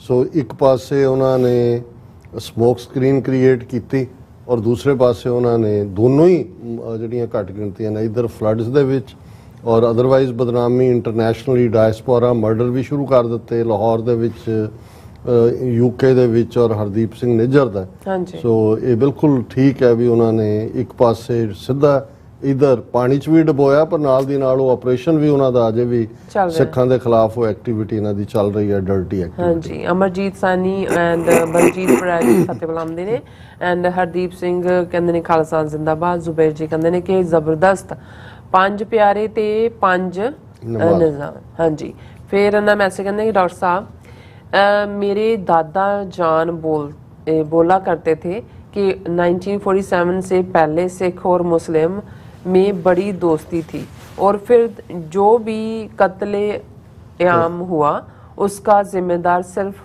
और सिर्फ बनिया लाला हिंदू ही है। ਇਹ ਬਿਲਕੁਲ ਠੀਕ ਹੈ। ਅੱਜ ਵੀ ਹੁਣ ਜਦੋਂ ਦੋਨੋਂ ਪਾਸਿਆਂ ਦੇ ਪੰਜਾਬੀ ਖਾਸ ਤੌਰ ਤੇ ਇਧਰੋਂ ਕਰਤਾਰਪੁਰ ਕੋਰੀਡੋਰ ਤੇ ਜਾਂ ਜਾਣ ਦਾ ਮੌਕਾ ਬਣਦਾ ਹੈ, ਤੇ ਜਦੋਂ ਆਪਣੇ ਪਿੰਡਾਂ 'ਚ ਜਾਂਦੇ ਨੇ, ਜਿਸ ਲੈਵਲ ਦੇ ਉੱਤੇ ਉਹਨਾਂ ਦੇ ਨਾਲ ਮੁਹੱਬਤ ਪਿਆਰ ਦਾ ਇਜ਼ਹਾਰ, ਉਹ ਕੋਈ ਬਨਾਵਟੀ ਨਹੀਂ ਹੁੰਦਾ, ਉਹ ਅੰਦਰੋਂ ਲੋਕਾਂ ਦੀ ਮੁਹੱਬਤ ਹੈ ਜਿਹੜੀ 47 ਤੋਂ ਪਹਿਲਾਂ ਸੀ। ਇਹ ਉਹ ਨਫ਼ਰਤ ਦੀ ਐਸੀ ਇੱਕ ਲਹਿਰ ਚਲਾਈ ਗਈ ਇੱਕ ਡੈਲੀਬਰੇਟ ਅੰਦਾਜ਼ ਦੇ ਵਿੱਚ, ਜਿਹਨੇ ਭਰਾਵਾਂ ਨੂੰ ਭਰਾਵਾਂ ਦੇ ਖਿਲਾਫ ਕਰ ਦਿੱਤਾ ਜੀ। ਐਨ ਸਿੰਘੋ ਜੀ ਫਤਿਹ ਬੁਲਾਉਂਦੇ, ਕੁਲਦੀਪ ਕੌਰ ਜੀ ਵੀ ਫਤਿਹ ਬੁਲਾਉਂਦੇ ਨੇ ਐਂਡ ਹਰ ਸਿੰਘ ਕਹਿੰਦੇ ਨੇ ਕਿ ਨਾਈਸ ਐਂਡ ਨਿਹੰਗ ਸਿੰਘ ਜੀ ਕਹਿੰਦੇ ਨੇ ਕਿ doctor Sahib ji I think 55 avenue ਮੇਰੇ ਖਿਆਲ ਉਹਨਾਂ ਨੇ ਲਿਖਿਆ ਕਿ ਦਿਨ 15 ਅਗਸਤ 1947 ਤੋਂ, ਪਤਾ ਨਹੀਂ ਹੈ ਕਿ ਇਹਨਾਂ ਦਾ ਕਹਿਣ ਦਾ ਮਤਲਬ ਹੈ। ਸ਼ਿੰਦਾ ਗਿੱਲ ਜੀ ਕਹਿੰਦੇ ਨੇ ਫਤਿਹ ਬੁਲਾਉਂਦੇ ਨੇ, ਖਾਲਸਾ ਜ਼ਿੰਦਾਬਾਦ ਕਹਿੰਦੇ ਨੇ ਐਂਡ ਪ੍ਰੂਫ ਅਬਦੁਲ ਮਜੀਦ ਕਹਿੰਦੇ ਨੇ ਕਿ ਡਾਕਟਰ ਸਾਹਿਬ ਸਲਾਮ। ਜ਼ਿਲ੍ਹਾ ਫਿਰੋਜ਼ਪੁਰ ਜਿਹੜਾ ਮੇਰੇ ਪੁਰਖਿਆਂ ਦਾ ਇਲਾਕਾ ਸੀ, ਸ਼ੁਕਰ ਹੈ ਕਿ ਡੁੱਬਣੋਂ ਬਚ ਗਿਆ। ਨਹੀਂ ਅਸੀਂ ਵੀ ਆਰ ਥੈਂਕਫੁਲ। ਹਾਂਜੀ, ਸਾਰਾ ਪੰਜਾਬ ਸਾਡੇ ਨਾਲ ਵਸਦਾ ਹੈ, ਸਾਡੇ ਸਾਹ 'ਚ ਵਸਦਾ ਹੈ, ਸੋ ਰੱਬ ਰਾਖਾ ਉਹਨਾਂ ਨੇ ਕਿਹਾ। ਔਰ ਇਸੇ ਤਰ੍ਹਾਂ ਜਿਤ ਸਿੰਘ ਜੀ ਕਹਿੰਦੇ ਡਾਕਟਰ ਸਾਹਿਬ ਜੀ ਇਹ ਕੌਮ ਬ੍ਰਾਹਮਣਾਂ ਦੀ ਸਿੱਖਾਂ ਦੀ ਬਾਰੇ ਤਾਂ ਹੈ, ਪਰ ਆਮ ਸੌਰੀ ਫॉर दैट ਮੈਨੂੰ ਕਿਉਂਕਿ ਇਹਨਾਂ ਦੀ ਜਿਹੜੀ ਰੋਮਨ ਪੰਜਾਬੀ ਮੈਂ ਪੜ੍ਹ ਨਹੀਂ ਸਕਦੀ। ਸੋ ਬੀ ਜੋਲੀ ਜੀ ਕਹਿੰਦੇ ਨੇ ਕਿ ਬੈਸਟ ਸਰ ਐਂਡ ਰਾਜਨਪ੍ਰੀਤ ਕਹਿੰਦੇ ਨੇ ਕਿ ਫਤਿਹ ਐਂਡ ਇਸੇ ਤਰ੍ਹਾਂ ਫਿਰ ਰਣਜੀਤ ਸਿੰਘ, ਉਹਨਾਂ ਦਾ ਕਹਿਣ ਦਾ ਮਤਲਬ ਹੈਗਾ ਜਿਤ ਸਿੰਘ ਜੀ ਦਾ। ਮੈਂ ਘੜੀ ਵੱਲ ਦੇਖ ਰਿਹਾ, ਬਾਕੀ ਸਾਰਿਆਂ ਦਾ ਸ਼ੁਕਰੀਆ। ਹਾਂਜੀ, ਹੁਣ ਅਸੀਂ ਮੈਸੇਜ ਬੜੇ ਵਧੀਆ ਸੀ ਸਾਰੇ, ਫੇਸਬੁੱਕ ਤੇ ਆ ਜਾਂਦੇ। ਹਾਂਜੀ, ਬੌਬ ਸਿੰਘ ਅੱਜ ਦੇ ਹਾਲਤ ਦੇਖ ਕੇ ਬੜਾ ਕੁਝ ਕਿਹਾ ਤੇ ਸੁਣਾਇਆ ਜਾ ਸਕਦਾ ਹੈ। ਬੇਸ਼ੱਕ ਹੜ੍ਹ ਸਾਡਾ ਨੁਕਸਾਨ ਤੇ ਬਹੁਤ ਕਰ ਗਏ, ਪਰ ਪੰਜਾਬ ਵਿੱਚ ਸਿੱਖੀ ਫਲਸਫੇ ਨੂੰ 100 ਸਾਲ ਜਵਾਨ ਕਰ ਦਿੱਤਾ ਹੈ। ਕਿਤੇ ਕੋਈ ਦੂਜਿਆਂ ਲਈ ਲੰਗਰ ਲਗਾ ਰਿਹਾ ਹੈ, ਕਿਤੇ ਕੋਈ 100-150 ਮੀਲ ਦੂਰ ਪੱਠੇ ਲੈ ਕੇ ਜਾ ਰਿਹਾ, ਕਿਤੇ ਕੋਈ ਆਪਣਾ ਲੱਗਿਆ ਲਗਾਇਆ ਝੋਨਾ ਵਾਹ ਕੇ ਪਨੀਰੀ ਬੀਜ ਰਿਹਾ ਦੂਜਿਆਂ ਲਈ। ਇਵੇਂ ਲੱਗਦਾ ਹੈ ਸਵਰਗ ਪੰਜਾਬ 'ਚ ਹੀ ਹੈ ਤੇ ਸਿੱਖੀ ਇਸ ਦੀ ਗਵਾਹੀ ਭਰ ਰਹੀ ਹੈ। ਹੁਣ ਜੇ ਗੱਲ ਮਣੀਪੁਰ ਦੀ ਕਰੀਏ ਤਾਂ ਸ਼ਰਮ ਨਾਲ ਸਿਰ ਝੁਕ ਜਾਂਦਾ ਹੈ ਤੇ ਅਣਮੁਖੀ ਵਰਤਾਰੇ ਦੇਖ ਸੁਣ ਕੇ ਰੂਹ ਕੰਬ ਜਾਂਦੀ ਹੈ। ਅੱਜ 3 ਦਹਾਕੇ ਪਹਿਲਾਂ ਉਸ ਸੰਤ ਸਿਪਾਹੀ ਦੀ ਵੰਗਾਰ ਚੇਤੇ ਆਉਂਦੀ ਹੈ ਜੋ ਕਿਹਾ ਕਰਦਾ ਸੀ ਕਿ ਧੀ ਕਿਸੇ ਦੀ ਵੀ ਹੋਵੇ, ਉਹਦੀ ਪੱਤ ਬਚਾਉਣ ਲਈ ਜੇ ਕਿਸੇ ਸਿੱਖ ਦੀ ਜਾਨ ਵੀ ਚਲੀ ਜਾਵੇ ਤੇ ਪਰਵਾਹ ਨਹੀਂ ਕਰਨੀ। ਮੰਜੀ ਸਾਹਿਬ ਤੋਂ ਉਹਨਾਂ ਦੇ ਕਹੇ ਬਚਨ ਅੱਜ ਉਸ ਹਰ ਇੱਕ ਮਾਸੂਮ ਦੀ ਢਾਲ ਵਾਂਗ ਲੱਗ ਰਹੇ ਹਨ। ਉਹਨਾਂ ਮਹਾਨ किरदार वाली शख्सियत ਅਤੇ ਰੱਬੀ रूह ਲਈ कुछ शब्द कहांगा। खुदा तुमको नहीं कहते मगर शान खुदा तुम हो। वाहिगुरू जी का खालसा वाहिगुरू जी की फतेह। बहुत बहुत शुक्रिया बॉब सिंह जी, ਤੁਸੀਂ ਸੰਤ ਜਰਨੈਲ ਸਿੰਘ ਜੀ ਖਾਲਸਾ ਪਿੰਡਾਂ ਵਾਲਿਆਂ ਦੀ ਸ਼ਖਸੀਅਤ ਨੂੰ ਜੋ ਟ੍ਰਿਬਿਊਟ ਦਿੱਤੀ ਹੈ। ਔਰ ਅਸਲ 'ਚ ਜਦੋਂ ਜੂਨ 84 ਦੇ ਘੱਲੂਘਾਰੇ ਤੋਂ ਬਾਅਦ ਪਹਿਲਾ ਜਿਹੜਾ ਐਡੀਟੋਰੀਅਲ ਅਕਾਲੀ ਪੱਤਰਕਾਰ 'ਚ ਆਇਆ, ਔਰ ਮੈਂ ਸਰ ਭਰਪੂਰ ਸਿੰਘ ਬਲਬੀਰ ਜਿਹੜੇ ਐਡੀਟਰ ਵੀ ਰਹੇ ਸਨ, ਉਹਨਾਂ ਦੀ ਪਹਿਲੀ ਸਪੀਚ ਗੁਰੂ ਨਾਨਕ ਸਿੱਖ ਮਿਸ਼ਨ ਗੁਰਦੁਆਰਾ ਸਾਹਿਬ ਜਲੰਧਰ 'ਚ ਸੁਣੀ ਔਰ ਉਹਦੇ 'ਚ ਉਹਨਾਂ ਨੇ ਸ਼ੁਰੂਆਤ ਹੀ ਇਸ ਸ਼ੇਅਰ ਦੇ ਨਾਲ ਕੀਤੀ ਸੀ ਕਿ ਖੁਦਾ ਤੁਮਕੋ ਤੋ ਨਹੀਂ ਕਹਤੇ ਮਗਰ ਸ਼ਾਨ ਖੁਦਾ ਤੁਮ ਹੋ। ਬਹੁਤ ਬਹੁਤ ਸ਼ੁਕਰੀਆ। ਕਮਲ ਸਿੰਘ, ਜਦੋਂ ਵੀ ਸਿੱਖ ਇਕੱਠੇ ਹੋਣ ਲੱਗਦੇ ਹਨ ਤਾਂ ਏਜੰਸੀਆਂ ਕੋਈ ਵਿਵਾਦੀ ਪ੍ਰਚਾਰਕ ਭੇਜ ਦਿੰਦੀਆਂ ਹਨ। ਜਿਵੇਂ ਹੁਣ ਭਾਈ ਨਿੱਜਰ ਤੇ ਹੋਰ ਸਿੰਘਾਂ ਦੀ ਸ਼ਹੀਦੀ ਤੋਂ ਬਾਅਦ ਕੌਮ ਵਿੱਚ ਏਕਾ ਵਧਿਆ ਸੀ ਤਾਂ ਕੈਨੇਡਾ ਵਿੱਚ ਇੱਕ ਪ੍ਰਚਾਰਕ ਨੇ ਆ ਕੇ ਪੱਗਾਂ ਲੁਹਾ ਦਿੱਤੀਆਂ। ਇੱਕ ਹੋਰ ਗੱਲ ਦਾ ਪ੍ਰਚਾਰ ਬਹੁਤ ਵੱਧ ਚੁੱਕਿਆ ਹੈ, ਖਾਸ ਕਰਕੇ ਬਾਹਰਲੇ ਦੇਸ਼ਾਂ ਵਿੱਚ, ਤੇ ਕਈ ਸੰਘਰਸ਼ੀ ਸਿੰਘਾਂ ਦੇ ਬੱਚੇ ਵੀ ਪ੍ਰਭਾਵ ਹੇਠ ਆਏ ਹੋਏ ਹਨ। ਉਹ ਇਹ ਹੈ ਕਿ 1984 ਦੇ ਯੁੱਧ ਵਿੱਚ ਸੰਤ ਜਰਨੈਲ ਸਿੰਘ ਨੂੰ ਗਲਤ ਸਾਬਤ ਕੀਤਾ ਜਾ ਰਿਹਾ ਹੈ ਤੇ ਸੰਤਾ ਸਿੰਘ ਨੂੰ ਸਹੀ, ਕਿ ਉਸਨੇ ਪੰਥ ਪਾਤਸ਼ਾਹ ਜਥੇਦਾਰ ਦੀ ਗੱਲ ਨਹੀਂ ਮੰਨੀ ਤੇ ਕੌਮ ਦਾ ਨੁਕਸਾਨ ਕਰਵਾ ਲਿਆ। ਇਸ ਵਿੱਚ ਕੁਝ ਪ੍ਰਚਾਰਕ ਵੀ ਸ਼ਾਮਲ ਹਨ। ਇਸ ਵੱਲ ਧਿਆਨ ਦੇਣ ਦੀ ਬਹੁਤ ਲੋੜ ਹੈ। ਸਰਕਾਰਾਂ ਨੂੰ ਪਤਾ ਹੈ ਕਿ ਸੰਘਰਸ਼ੀ ਸਿੰਘਾਂ ਦੀ ਪੀੜ੍ਹੀ ਤਾਂ ਬੁਢਾਪੇ ਵਿੱਚ ਹੈ ਜਾਂ ਚੱਲ ਵਸੀ ਹੈ, ਇਸ ਲਈ ਹੁਣ ਨਵੀਂ ਪੀੜ੍ਹੀ ਨੂੰ ਕੁਰਾਹੇ ਪਾਉਣ ਤੇ ਨਾਲੇ ਭੰਗ, ਮਾਸ, ਸ਼ਰਾਬ ਦੇ ਆਦੀ ਬਣਾਓ। ਆਸਟ੍ਰੇਲੀਆ ਵਿੱਚ ਕਈ ਨਿਆਣਿਆਂ ਨੇ ਆਪਣੇ ਫਾਰਮ ਵਿੱਚ ਭੰਗ ਬੀਜਣ ਦੀ ਕੋਸ਼ਿਸ਼ ਵੀ ਕੀਤੀ ਸੀ ਤੇ ਉਦਾਹਰਨਾਂ ਦਿੰਦੇ ਹਨ ਪ੍ਰਾਚੀਨ ਪੰਥ ਪ੍ਰਕਾਸ਼ ਵਿੱਚੋਂ। ਇਸ ਦਾ ਸ਼ਿਕਾਰ ਮਨਧੀਰ ਸਿੰਘ ਦਾ ਗਰੁੱਪ ਵੀ ਕੁਝ ਹੱਦ ਤੱਕ ਹੋਇਆ। ਤੁਸੀਂ ਕਮਲ ਸਿੰਘ ਜੀ ਬਿਲਕੁਲ ਠੀਕ ਕਿਹਾ, ਇਹ ਫਿਕਰ ਵਾਲੀ ਗੱਲ ਹੈ। ਔਰ ਅੱਜ ਹੀ ਸਾਡੇ ਵੀਰ ਨਵਰੂਪ ਸਿੰਘ ਉਹਨਾਂ ਨੇ ਵੀ ਸਾਨੂੰ ਮੈਸੇਜ ਲਿਖਿਆ ਸੀ ਔਰ ਉਹਦੇ 'ਚ ਇੱਕ ਗੱਲ ਦਾ ਧਿਆਨ ਰੱਖਣ ਦੀ ਲੋੜ ਹੈ। ਇੱਕ ਪਾਸੇ ਤਾਂ ਕੁਝ ਇਸ ਕਿਸਮ ਦੇ ਲੋਕ ਨੇ, ਮੈਂ ਉਹਨਾਂ ਨੂੰ ਨੇਮ ਨਹੀਂ ਕਰਨਾ ਚਾਹਾਂਗਾ, ਵਕਤ ਆਇਆ ਤੇ ਅਸੀਂ ਉਸ ਦੇ ਉੱਤੇ ਖੁੱਲ੍ਹ ਕੇ ਗੱਲ ਵੀ ਕਰਾਂਗੇ ਕਿ ਇਹ ਜਿਹੜਾ ਇੱਕ ਨਵਾਂ ਇੰਟਰਪ੍ਰੀਟੇਸ਼ਨ ਵਾਲਾ ਕੰਮ ਸ਼ੁਰੂ ਕੀਤਾ ਹੈ, ਖਾਲਿਸਤਾਨ ਦੇ ਵੀ ਵਿਰੋਧੀ ਨੇ, ਨਸ਼ਿਆਂ ਨੂੰ ਖਾਸ ਤੌਰ ਤੇ ਭੰਗ ਔਰ ਦੂਜੇ ਨੂੰ ਵੀ ਜਸਟੀਫਾਈ ਕਰਦੇ ਨੇ ਔਰ ਇਹ ਬਹੁਤ ਨੁਕਸਾਨਦੇਹ ਹੈ। ਅਲਟੀਮੇਟਲੀ ਇਹ ਇੰਡੀਅਨ ਏਜੰਸੀਆਂ ਦੀ ਖੇਡ ਦਾ ਹੀ ਜਿਹੜਾ ਇੱਕ ਹਿੱਸਾ ਨੇ, ਜਾਣੇ ਅਣਜਾਣੇ 'ਚ। ਔਰ ਇਸ ਦੇ ਨਾਲ ਨਾਲ ਜਿਹੜੀ ਖਾਸ ਤੌਰ ਤੇ ਸੋਸ਼ਲ ਮੀਡੀਆ ਦੇ ਉੱਤੇ ਡਿਬੇਟ ਖੜੀ ਕਰਨ ਦੀ ਲਾਈਨ ਹੈ, ਮੈਂ ਵੀਰ ਨਵਰੂਪ ਸਿੰਘ ਹੋਰਾਂ ਦੀ ਲਿਖਤ ਨਾਲ ਸਹਿਮਤ ਹਾਂ। ਉਹਦੇ 'ਚ ਉਹਨਾਂ ਨੇ ਕਿਹਾ, Indian fake accounts are creating fake debates on social media about different topics. Sikh men versus Sikh women, Western Sikh versus Punjabi Sikh, Taksali versus Buddha Dal, trying to exaggerate inter-Khadku rivalry, trying to create personality clashes on basis of as to which Jathebandis, Singhs are better Khalistanis and so on, openly using uncivil language against Sikh women behind Sikh-looking fake IDs. Sometimes they are exact copies of famous Sikh IDs on social media until you go deep into them and find out they actually are run by Indians. When you follow the narrative, or as we say, ਤੇਲ ਦੇਖੋ ਤੇਲ ਦੀ ਧਾਰ ਦੇਖੋ। ਇਹ Navroop Singh Australia ਤੋਂ ਨੇ ਵੀਰ, ਔਰ ਅਸੀਂ ਸਮਝਦੇ ਹਾਂ ਵੀ ਸਾਨੂੰ ਬਹੁਤ ਜਿਹੜਾ ਉਹ ਚਕੰਨੇ ਹੋਣ ਦੀ ਲੋੜ ਹੈ ਕਿ ਅਸੀਂ ਖਾਮਖਾ ਇਸ 'ਚ ਨਾ ਉਲਝੀਏ। ਔਰ ਜਿਹੜੇ ਲੋਕ ਇਸ ਕਿਸਮ ਦਾ ਕਰ ਰਹੇ ਨੇ ਉਹਨਾਂ ਦੀ ਹਕੀਕਤ ਵੀ ਸਾਹਮਣੇ ਆਈ ਹੈ। ਟੋਰਾਂਟੋ ਤੋਂ ਇੱਕ ਪਿਕਚਰ ਜਿਹੜੀ ਵਾਇਰਲ ਹੈ ਕਿ RSS ਦੇ ਜਿਹੜੇ ਅਸਲੀ ਨੇ ਕਰਨ ਵਾਲੇ, ਉਹਨਾਂ ਦੇ ਨਾਲ ਉਹ ਲੋਕ ਬੈਠੇ ਨੇ। ਸੋ ਕੋਈ ਬਹੁਤੀ ਦੇਰ ਨਹੀਂ ਲੱਗੇਗੀ ਐਕਸਪੋਜ਼ ਹੁੰਦੇ।